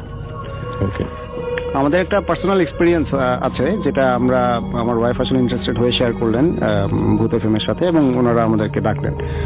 তো ব্যাপারটা এরকম, আজকে থেকে 5-6 মাস আগের কথা। আমরা তখন গুলশানে থাকি। তো একদিন, ইট ওয়াজ আ ফ্রাইডে আমার যতটুকু মনে পড়ে। তো শুক্রবার দিন আমরা গিয়েছিলাম উত্তরায় 3 নম্বর সেক্টরে আমার বোনের বাসায়। তো ওখান থেকে আমরা একটা ফ্যামিলি প্রোগ্রাম ছিল, ওটা শেষ করে আমরা ফিরছি। তো আমি গাড়ি চালাচ্ছিলাম, রাত তখন 10:15। আচ্ছা, তো জায়গাটা যেটা সেটা হচ্ছে যে আমরা আসলে উত্তরা থেকে গুলশান ফিরছি। তো আমার ওয়াইফ বলছিলেন যে এক কাজ করো, আমরা বিশ্ব রোড দিয়ে চলে যাই। তো আমি বললাম যে না, এক কাজ করে চলো, আমরা দেখি বনানীতে কোনো কফি শপ খোলা পাওয়া যায় কিনা, একটু কফি টফি খেয়ে তারপরে না হয় গেলাম। তো বলছে আচ্ছা ঠিক আছে চলো। গাড়িতে হালকা রবীন্দ্রসঙ্গীত বাজছে, আমরা দুজন গল্প করছি যাচ্ছি। ওই দিন কোন একটা কারণে রাস্তায় ট্রাফিক কম ছিল, আর রাত তো একটু হয়ে গেছে 10টার মতো। তো আমরা যাচ্ছি, যেতে যেতে বিশ্ব রোডটা যে মাথাটা আসলে উত্তরা রাস্তাটা গিয়ে কানেক্ট করেছে, তারপরেই হচ্ছে আসলে একটা একটুখানি অন্ধকার মতো জায়গা। তার একটুখানি সামনে গেলেই হচ্ছে আসলে বাড়িধারা ডিওএইচএস এ ঢোকার একটা রাস্তা আছে। তো মজার ব্যাপারটা হচ্ছে রাসেল ভাই, তখন আমরা ওই জায়গাটা পার হলাম। পার হয়ে যখন আমরা যাচ্ছি বাড়িধারা ডিওএইচএস এ ঢোকার রাস্তাটা ঠিক আগ মুহূর্তে একটা বেশ অন্ধকারের মধ্যে আমার ওয়াইফ হঠাৎ করে ডান দিকে আমাকে তাকিয়ে বলছে, আমার নিক হচ্ছে বাবু, বলছে বাবু তোমার পাশে একটা গরু। আমি বললাম কি বলছো, বলে আমি ডান দিকে তাকিয়ে দেখি একটা সাদা গরু, বেশ উঁচু শিং, আমি মনে হয় অনেকেই দেখেছি আমরা। ওকে, ইন্ডিয়ান গরু যেরকম হয় কোরবানিদের সময় আমরা দেখি, বেশ উঁচু বোল্ডার টাইপের আর কি। হ্যাঁ, বেশ বোল্ডার টাইপের একটা গরু, এবং তার শিং দেখা যাচ্ছে। এবং আমি দেখলাম যে গরুটা আমার পাশে। তো ওই মুহূর্তে আমার মাথায় যেটা কাজ করলো যে আই নিড টু স্টপ। আমি অলমোস্ট ব্রেকের উপর দাঁড়িয়ে গেলাম। ইমিডিয়েটলি দ্য কার স্টপড, গাড়ি থেমে গেল। গাড়িটা থামার সাথে সাথেই ধাম করে একটা বাড়ি লাগলো। আমি ফিল করলাম যে আমার গাড়ির সামনের ডান দিকের ফেন্ডারে কিছু একটা বাড়ি খেলো। তো যেহেতু একটা গরু দেখেছি, ওই মুহূর্তে আমার খালি মনে হচ্ছে যে আমি কোনো অ্যাক্সিডেন্টে পড়তে যাচ্ছি কিনা বা কি। যা হোক, গাড়িটা থেমে গেল। আমি ইগনিশনটা অফ করলাম। অফ করে আমি আমার ওয়াইফ বের হয়ে গেলেন তার বাম দিকের দরজা থেকে, আমি ডান দিকের দরজা থেকে বের হলাম। বের হয়ে আমরা প্রথমে যেটা দেখলাম সেটা হচ্ছে যেটা হয় যে গাড়ির কোনো ক্ষতি হলো কিনা। তো আমি দেখলাম যে ফেন্ডারটার একটা বেশ বড় অংশ একটা ডেন্ট হয়েছে। ওকে, তো আমি তখন ভাবলাম ঠিক আছে, অল্পের উপর দিয়ে গেছে, বাট গরুটা কোথায়? এর মধ্যে গাড়িটা যেহেতু খুব হার্ড ব্রেক করেছিলাম আমি, রাস্তা স্কিড করেছে। আশেপাশে অনেক লোকজন, অনেক বলবো না, কিছু লোকজন ছিল 5-7 জন, যারা পাশে বসে চাটা খাচ্ছিল। তারা এগিয়ে এলো, এগিয়ে এসে বললো যে কি ব্যাপার কি হলো। আমি বললাম যে কি হলো সেটা পরে বলছি, আগে দেখেন একটা গরু ছিল এখানে বড় সড়ো, সেই গরুটা কোথায়? তো বলছে গরু, আপনি রাত 10টার সময় এখানে গরু কোথায় পেলেন? সো ওদের এক্সপ্রেশন দেখে মনে হচ্ছিল যে লাইক আমি কিছু ইনটক্সিকেটেড কিনা, বা আমি এরকম আমি মানে আমার নর্মাল স্টেট অফ মাইন্ডে আছি কিনা। তো আমি বললাম যে না ভাই, আমি অনেস্টলি আপনাকে বলি, সবাইকে বলছিলাম যে আমার ওয়াইফও বলছিল যে হ্যাঁ ভাই আমি দেখেছি একটা গরু, একটা লম্বা সিংহলা সাদা একটা গরু, এবং এই গরুটা জাস্ট এইমাত্র আমরা দেখলাম গরুটা আমাদের ফেন্ডারের সাথে বাড়ি খেলো। বাড়ি খাওয়ার পরপরই তো আমরা দাঁড়ালাম, এবং আপনারা দেখেন এই যে এখানে ডেন্ট হয়েছে। লোকজন বলে যে না দেখেন আমরা এখানে বসে আছি অনেকক্ষণ, এখানে কোনো গরু টরু নেই। আমি বললাম যে না, লেট মি চেক। আমি মোটামুটি আশেপাশে যতটুকু জায়গা দেখা যায়, ডানে বামে সামনে পেছনে সব দিকে দেখলাম, বাট এমন কোনো গলিও ছিল না যে যেখানে চলে যাবে গরুটা। তো মানে ওই রাস্তাটা আসলে বেশ চওড়া রাস্তা, এবং আশেপাশে তেমন কিছু নেই। তো আমরা ওখানে অ্যানাদার 15 মিনিট আমরা খুঁজলাম, গরুর কোনো চিহ্নই নেই এবং কমন সেন্সও বলছে ওখানে আসলে গরু থাকার কোনো কিন্তু কারণ আপনার নেই। গাড়ির যে ক্ষতিটা, সেই ক্ষতিটা হয়েছিল এবং সেটা আপনি দেখতে পাচ্ছিলেন। অবভিয়াস, আমি দেখতে পাচ্ছি যে আমার ডান দিকের ফেন্ডারটা মানে ট্যাপ খেয়ে, যেটা আমরা বলি। কিন্তু রাস্তায় তো অন্য কিছুর সাথে বাড়ি খাওয়ারও কোনো সম্ভাবনা নাই। না, অন্য কিছুর সাথে বাড়ি খাওয়ার সম্ভাবনা নেই। কারণ হচ্ছে যে এক হচ্ছে ওখানে কোনো রিক্সা ছিল না, Right. 2 নম্বর হচ্ছে যে আমি যদি কোনো গাড়ির সাথে বাড়ি খেতাম তাহলে আমার ড্যামেজটা আরো ডেফিনেটলি অনেক বেশি হতো, বিকজ আমি মোটামুটি 40-50-এ চালাচ্ছিলাম। এবং তার চেয়েও বড় কথা যে বোথ অফ আস আমরা দুজনে কিন্তু একটা বড় সিংওয়ালা সাদা গরু দেখেছি। সেটাই আমার কাছে কথাটা হচ্ছে এটা, যে একসাথে দুজন একই জিনিস দেখেছেন, সো এটা ভুল হওয়ার চান্স খুব কম। এবং এটা রেফারেন্সে আমি আরো দুটো কথা বলতে চাই, সেটা হচ্ছে আমার খুবই ঘনিষ্ঠ দুজন কলিগ, তারা এই মুহূর্তে একজন কাতারে আছেন আর একজন আমেরিকা আছেন। তো আমার প্রথম একজন কলিগ আমাকে একদিন বলেছিলেন যে ওই অংশটুকুতে যেখান দিয়ে উনি চাচ্ছিলেন, একদিন উনি ফিরছেন এরকম উত্তরা থেকে, ওনাদের আবার একটা অভ্যাস ছিল, ওনারা উত্তরার দিকে ওখানে একটা রেস্টুরেন্ট আছে, ওখানে খুব ভালো চা পাওয়া যায়, ওখানে চাটা খেয়ে ফিরছিলেন রাতের বেলা। তো উনি গাড়ি চালাচ্ছেন, ওনার ফ্রেন্ড পাশে বসা। ওনার ফ্রেন্ড হঠাৎ করে, যেটা হয় গাড়ি চালাতে গেলে বা পাশে বসে থাকতে অনেক সময় রিয়ার ভিউ মিররে চোখ যায় যে কি দেখা যাচ্ছে। উনি তখন বললেন যে এই পিছনেটা কি। বলতে বলতেই আমার যে কলিগের কথা বলছি উনিও তাকালেন রিয়ার ভিউ মিররে এবং উনি সাথে সাথে কোনো কিছু না বুঝে গাড়িতে ব্রেক করে ফেললেন। আচ্ছা, তো দুজনের দিকে হতবাক হয়ে তাকিয়ে আছে যে কি দেখলাম। ওনারা যেটা পরে আমাকে বললেন, যে উনি আমাকে যেটা বললেন যে আমি দেখেছি যে গাড়ির পেছনে, ঠিক গাড়ির পেছনে দাঁড়িয়ে আছে অসম্ভব লম্বা একটা কিছু, সাদা কাপড় জড়ানো। এবং আমার মনে হলো যে তার আমি চোখ দেখতে পাচ্ছিলাম না, বাট আমার মনে হচ্ছিল যে রিয়ার ভিউ মিররে সে আমার চোখের দিকে তাকিয়ে আছে, আমার মনে হচ্ছিল ওখানে তাকিয়ে। এবং ওই মুহূর্তে আমার মনে হলো যে আমি কি দেখলাম, এটা আমার বন্ধু এবং আমি দুজনেই আমরা কিছু বলতে পারছি না। তখন আমি বললাম যে চলো চলে যাই। জাস্ট সিমিলার একটা ঘটনা ঘটলো আমার আরেকটা যে বন্ধুর কথা বলছিলাম। তো সে এরকম একদিন গাড়ি চালিয়ে যাচ্ছে, তো হঠাৎ করে ও সামনে দেখে, এরকম রাত একটু বেশি হবে, 11টা 11:30টার দিকে, হঠাৎ করেও দেখছে সামনে কালো কি যেন একটা দাঁড়িয়ে আছে। ও ছিল পেছনে, ওর ব্রাদার ইন ল গাড়িটা চালাচ্ছিলেন, ওর সিস্টার বসেছিল সামনে, ওর বোন বসেছিল সামনে। ও কিছু বলে ওঠার আগেই ওর বোন এবং দুলাভাই দুজনই এট এ টাইম দেখতে পেয়েছেন এবং জাস্ট বোন একটা চিৎকার করার সাথে সাথে দুলাভাই গাড়িটা ব্রেক করেছেন। ওই মুহূর্তে কালো যে জিনিসটা ছিল সেটা তাদের দিকে তাকালো, তারা দেখলেন অবয়বে মনে হলো যে একটা মেয়ে, but it had no face. Okay, কোনো নাক চোখ মুখ কিছু ছিল না এবং জাস্ট একটা ফিগারটা দেখে মনে হচ্ছে কোনো মহিলার ফিগার। এবং just within a matter of few seconds দেখা গেল জিনিসটা নেই। তো এই দুটো ঘটনাই আমি দুজনের কাছ থেকে শুনেছি এবং দুজনেই আমাকে বলেছে যে ওই জায়গাটা কিছু একটা সমস্যা আছে। এটা কি মানে জায়গাটা কি সেম, মানে আপনার যেখানে হয়েছে অলমোস্ট কাছাকাছি 100 মিটার বা 200 মিটারের দিকে হবে। আচ্ছা, এটা কোন জায়গা বললেন? এই জায়গাটাকে কাওলা বা এই ধরনের কিছু একটা বলে। এবং আমরা অনেক শুনেছি যে এই জায়গাটার কিছু একটা দোষ আছে, যে অনেক ধরনের ইনসিডেন্ট ঘটেছে। এবং আপনাদের ফ্যামিলিতে আপনারা এটা পেয়েছেন এরকম ঘটনা?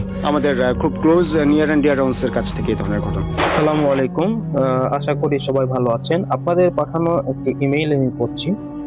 আপনাদের বলা আছে প্রত্যেকটা ভূত এফএম বাছাই করা ইমেইলের পরে আপনারা একটা করে ঘটনা শুনবেন যেগুলো অত্যন্ত ভয়ঙ্কর। ঠিক তেমনই আপনাদের কাছে থেকে নেওয়া একটি ভয়ঙ্কর ঘটনা বলবো, যে যারা এখন পর্যন্ত ভূত এফএমের লিসেনার্স ঘটনাগুলো শুনছেন, আমি তাদেরকে রিকোয়েস্ট করব যে যারা এই ঘটনাটি সম্পূর্ণ শুনবেন। এটা অনেক অনেক অনেক ভয়ঙ্কর ঘটনা। চলুন সরাসরি সেই ঘটনাতে চলে যাওয়া যাক। এই গল্পটি হলো অনিশ নামে এক যুবককে নিয়ে, যে চাকরি সূত্রে এক পুরনো নিস্তব্ধ শহরে এসেছিল।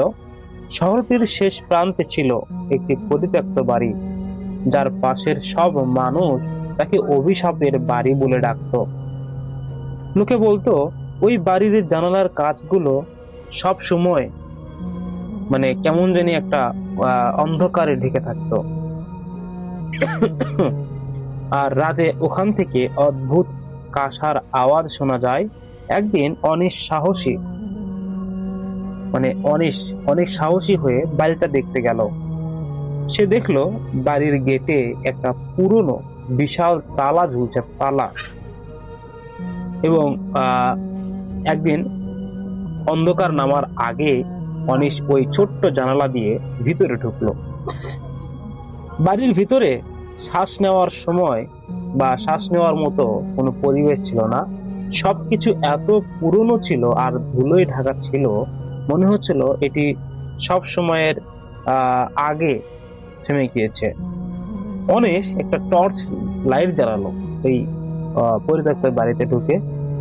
আলোটি যখন সিঁড়ির উপরে পড়লো তখন সে দেখলো সিঁড়ির কোণে তার নিজের ছায়াটা অদ্ভুতভাবে কাঁপছে থরথর করে। যদিও বাইরের হাওয়া অনেক শান্ত ছিল। অনিশ এবার দ্বিতীয় তলায় উঠতে চাচ্ছিল বা উঠেই গেল। তারপর দ্বিতীয় তলায় এক বিশাল একটা হল ঘর ছিল, যার মেঝেতে বড় একটি গোল দাগ আঁকা ছিল, যা মনে হচ্ছিল একটা কোনো তান্ত্রিক পুজোর স্থান। অনিশ টর্চ যখন ঘরের এক কোণে ফেললো তখন সে দেখলো তার ছায়াটি আর তার সঙ্গে নেই। তার শরীরের ছায়া এবং ছায়াটা মেঝের গোল দাগে ঠিক মাঝখানে স্থির অবস্থায় দাঁড়িয়ে আছে, অথচ অনিশ কিন্তু অন্য কোণে দাঁড়িয়ে আছে। অনিশ এবার এই ছায়াটি দেখে ভয়ে কাঁপতে লাগলো। সে ওই টর্চটি ঘুরিয়ে নিজের পায়ের দিকে দেখলো এবং সেখানে তার কোনো ছায়া ছিল না। ছায়াটি যেন শরীর থেকে আলাদা হয়ে গেছে। অনিশ দেখলো মেঝেতে কি যেন একটা স্থির হয়ে থাকা তার ছায়াটি ধীরে ধীরে চলতে শুরু করছে, অথচ কিন্তু অনিশ ওখানে দাঁড়িয়েই ছিল, তার ছায়া চলছে। আর সে এখন পিছন ফিরে তার দিকে তাকাচ্ছে। ছায়াটির কোনো চোখ ছিল না এবং কোনো কিন্তু অনিশ স্পষ্টভাবে বুঝতে পারছিল যে সে তাকেই দেখছে। হঠাৎ ছায়াটির নিচ থেকে একটা শুষ্ক পাথরের মতো শব্দ ভেসে এলো। শব্দটি বলল, অনিশ, তুমি তোমার জায়গা ছেড়ে দিয়েছো। এই ছায়া এখন তোমার জীবনে আর মোড় নেবে না। অনিশ এবার চিৎকার করতে চাইলো, কিন্তু তার মুখ দিয়ে কোনো শব্দ বের হলো না। এরপর ছায়াটি আরো এক পা এগিয়ে এলো। অনিশ তখন জ্ঞান হারাবার উপক্রম। সে দেখলো ছায়াটি এখন আর তার দিকে খুব দ্রুত এগিয়ে আসছে। ছায়াটি অন্ধকার এখন অনেক বড় হয়ে গেছে, অন্ধকারের যে গম্ভীরতা পেয়ে এই ছায়াটি যেন তাকে গিলে খেতে আসতেছে, এই একটা পর্যায়ে গেছে। হঠাৎ বাড়ির বাইরে জোরে একটা বাজ পড়লো। সেই আলোর ঝলকানিতে অনিশ দেখলো ছায়াটি থমকে গেছে, আর ছায়াটির ঠিক মাঝখানে গোল দাগের উপর একটি অত্যন্ত পুরনো কাঠের পুতুল আছে। অনিশ শেষ শক্তি দিয়ে পুতুলটির দিকে ঝাঁপিয়ে পড়লো এবং সে পুতুলটি হাতে নেওয়ার সঙ্গে সঙ্গে ছায়াটি কেঁপে উঠল এবং গোল দাগের মধ্যে মিলিয়ে গেল। অনিশ শেষ শক্তি দিয়ে পুতুলটির দিকে ঝাঁপিয়ে পড়ল এবং সে পুতুলটি হাতে নেওয়ার সঙ্গে সঙ্গে ছায়াটি কেঁপে উঠল এবং গোল দাগের মধ্যে মিলিয়ে গেল। অনিশ এবার আর এক মুহূর্ত অপেক্ষা করলো না। পুতুলটি হাতে নিয়ে সে সেই ছোট জানালা দিয়ে বেরিয়ে এলো, বরং দৌড়ে সেই শহর ছেড়ে চলে গেল। লোক বলে অনিশ ওই শহর চলে যাওয়ার পর সেই অভিশাপের বাড়ি জানালাগুলো আবার নিথর অন্ধকারে ঢেকে গিয়েছিল, কিন্তু যারা বাড়ির পাশ দিয়ে যায় তারা নাকি এখনো শোনে বাড়ির ভিতরে কেউ ফিস ফিস করে অনিশকে ডাকছে। অনিশ সেই পুতুলটি কখনো হাতছাড়া করেনি, কারণ সে জানতো তার ছায়াটি এখনো সেই বাড়ির অন্ধকার গলিতে তার জন্য অপেক্ষা করছে, পুতুলটি ফিরে পাওয়ার আশায়। আমি সরাসরি দ্বিতীয় ঘটনায় যাচ্ছি। এই ঘটনাটি শুরু হয় শাওন নামের এক ইতিহাসে বা শাওন নামের এক গবেষককে নিয়ে। শাওন ছিল এক বিরাট পুরনো লাইব্রেরিতে কর্মধারী একটা ব্যক্তি, যার মালিক ছিল এক ধনী ব্যক্তি, কিন্তু লোকচক্ষুর অন্তরালে থাকে সে। জমিদার পরিবার। এই লাইব্রেরির সবচেয়ে রহস্যময় জিনিসটি ছিল এক বিশাল কালো রঙের কাঠের সিন্দুক, যা হাজার দুয়ারি সিন্দুক নামে পরিচিত ছিল। একটা সিন্দুক ছিল যার হাজার দুয়ার ছিল এরকম। এর গায়ে কোনো তালা ছিল না কিন্তু অদ্ভুত নকশা আর আরবি হরফের কিছু অচেনা মন্ত্র খোদাই করা ছিল। একদিন লাইব্রেরির বুড়ো কর্মচারী শাওনকে আস্তে আস্তে বলল, এই ওই সিন্ধুককে ভুলেও স্পর্শ করবে না। তুমি জানো না বাবা, ওইটা জিনের বাসস্থান। ওর মধ্যে কেউ একবার কিছু রেখে দিলে সেটা আর ফেরত পাওয়া যায় না। শাওন এবার সিন্ধুকটির কার্যকারিতা পরীক্ষা করার সিদ্ধান্ত নিল। সে তার প্রিয় কলম, যা সে সবসময় ব্যবহার করত, সিন্ধুকের ছোট একটা খোপে রেখে দিল। রাতে শাওন সিন্ধুকটি খুলে গেল এবং সিন্ধুকের ঢাকনাটি খুলতেই ভিতর থেকে একটা ঠান্ডা স্যাঁতস্যাঁতে বাতাসের ঝাপটা তার মুখে লাগলো। যদিও লাইব্রেরির ভিতরে অনেক গরম ছিল। কলমটি যেখানে রাখা ছিল সেই খোপটি খালি ছিল। শাওন এবার হতভম্ব হয়ে গেল, কিন্তু ভয় পেল না। সে ভাবলো হয়তো সিন্ধুকের ভিতরে আরো অনেক গোপন খোপ আছে। কিন্তু পরের দিন সিন্ধুকের ঢাকনার উপর সে দেখলো তার কলমটি পড়ে আছে। সিন্ধুক না রেখে সেটিও সিন্ধুকের উপর চলে এলো। কিভাবে এলো? শাওনের পর সিন্ধুকের ভিতর থেকে একটা তার হাত ঘড়ি রাখলো এবং রাতে সিন্ধুক খুলতেই হাত ঘড়িটা উধাও, এবং সকালে দেখলো সেই ঘড়িটি সিন্ধুকের উপরেই আছে। সিন্ধুকের উপর নেই। এরপর অদ্ভুত ঘটনা শুরু হলো। সেই রাত থেকে শাওন শোবার ঘরে অদ্ভুত ফিসফিসানির শব্দ শুনতে শুরু করলো, এবং শব্দটি ছিল একাধিক কণ্ঠের মিশ্রণ, যা আরবি বা ফার্সি ভাষার কিছু বলছিল। সবচেয়ে ভয়ের ব্যাপার ছিল, শাওনের মনে হতো শব্দটি বিছানার নিচ থেকে আসছে। একদিন সকালে শাওন দেখলো তার ঘরে বা ঘরের দেয়ালের এক কোণে একটি গভীর কালো ফাটল তৈরি হয়েছে। ফাটলটি যেন ঠিক সিন্ধুকের ভিতরে অন্ধকারে দেখতে। ভয় না পেয়ে সে বন্ধু মিজানকে সব খুলে বলল, এবং মিজান পরামর্শ দিল যে তুই তোর রাখা সব জিনিস ফেরত চাস বা ফেরত চাস না বা কেন, হয়তো ওটা তোর জিনিস পেলে শান্ত হবে। শাওন মিজানের পরামর্শ অনুযায়ী লাইব্রেরিতে ফিরে গেল এবং সে সিন্ধুকের কাছে হাঁটু গেঁথে বসলো এবং নিচু স্বরে বলল, আমি আমার জিনিস ফেরত চাই, আমাকে মুক্তি দাও। শাওন যখনই কথাটা বলল তখনই লাইব্রেরির সমস্ত আলো নিভে গেল। একটি বিকট ঠান্ডা বাতাস লাইব্রেরির সমস্ত পাতা আর পুরনো বইয়ের উল্টো পৃষ্ঠায় উল্টে দিল। শাওন দেখলো হাজার দুয়ারি সিন্ধুকটি ধীরে ধীরে কাঁপছে, আর সিন্ধুককে খোদাই করা নকশাগুলো থেকে কালো ধোঁয়া বেরোচ্ছে। ধীরে ধীরে সিন্ধুকের ঢাকনার উপর সেই কালো ধোঁয়া জমাট বেঁধে এবং একটি বিশাল লম্বা ছায়ামূর্তি তৈরি হলো। মূর্তিটির মুখ ছিল না, কিন্তু তার চোখ দুটো যেন দুইটি জ্বলন্ত আগুনের গোলা।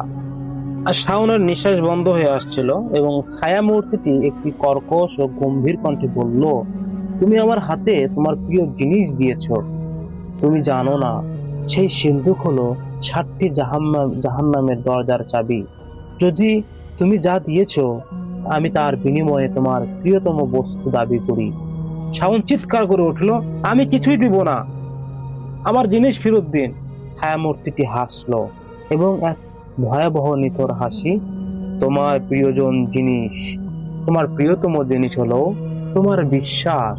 তুমি জিনে বিশ্বাস করো না, আমি তোমার সেই বিশ্বাস কেড়ে নিয়েছি। শাওন, এখন তুমি আর কখনো একা হবে না। ওই ঘটনার পর থেকে শাওনকে আর লাইব্রেরিতে দেখা যায়নি। কিন্তু মিজান যখন পুলিশের সঙ্গে লাইব্রেরিতে ঢুকলো, তখন তারা দেখলো সিন্ধুকটি ঠিক জায়গাতেই আছে, আর তার ওপর পাশে শাওনের প্রিয় কলমটি এবং হাত ঘড়িটি পড়ে আছে। লাইব্রেরির মেঝেতে যেখানে শাওন হাঁটু গেঁথে বসেছিল, সেখানে ধূসর রঙের মানুষের পায়ের ছাপ স্পষ্ট, কিন্তু সেই ছাপের অন্য পাশে অন্য আরেকটি পায়ের ছাপ রয়েছে, যা ছিল উল্টো দিকে ফেরানো, রিভার্স। মিজান কখনো জানতে পারেনি যে শাওনের কি হয়েছিল, কিন্তু সেই বুড়ো কর্মচারী আজও বলে শাওন এখন এই সিন্ধুকের ভিতরে আছে। সে এখন জিনের প্রিয়তম বস্তু। যে বিশ্বাস হারায়, জিন তাকে তার সেবক হিসেবে চায়।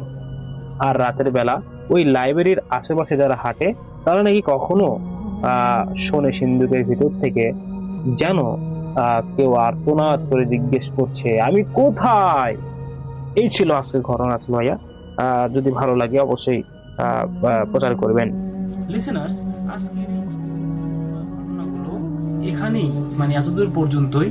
যারা সম্পূর্ণ ঘটনাগুলো শুনলেন তাদেরকে অসংখ্য ধন্যবাদ। যারা আমার এই চ্যানেলটিকে আগে থেকেই ফলো করে রাখেন বা সাবস্ক্রাইব করে রাখেন তারা অবশ্যই কমেন্ট করে যাবেন। আর যারা সাবস্ক্রাইব করেননি তারা অবশ্যই আমাদেরকে সাবস্ক্রাইব করে যাবেন, কেননা ভিডিও ছাড়ার সাথে সাথে ভয়ঙ্কর ঘটনা যেন সবার আগে আপনার কাছে যায়। এই জন্য সাবস্ক্রাইব করার পাশাপাশি কেননা যদি আপনি একটি ভূত এফএম লাভার হয় তাহলে বাছাই করা ঘটনাগুলো সবার আগে। সবাই ভালো থাকবেন, সুস্থ থাকবেন। আর হ্যাঁ, কার কণ্ঠে ঘটনাগুলো শুনতে চান তা অবশ্যই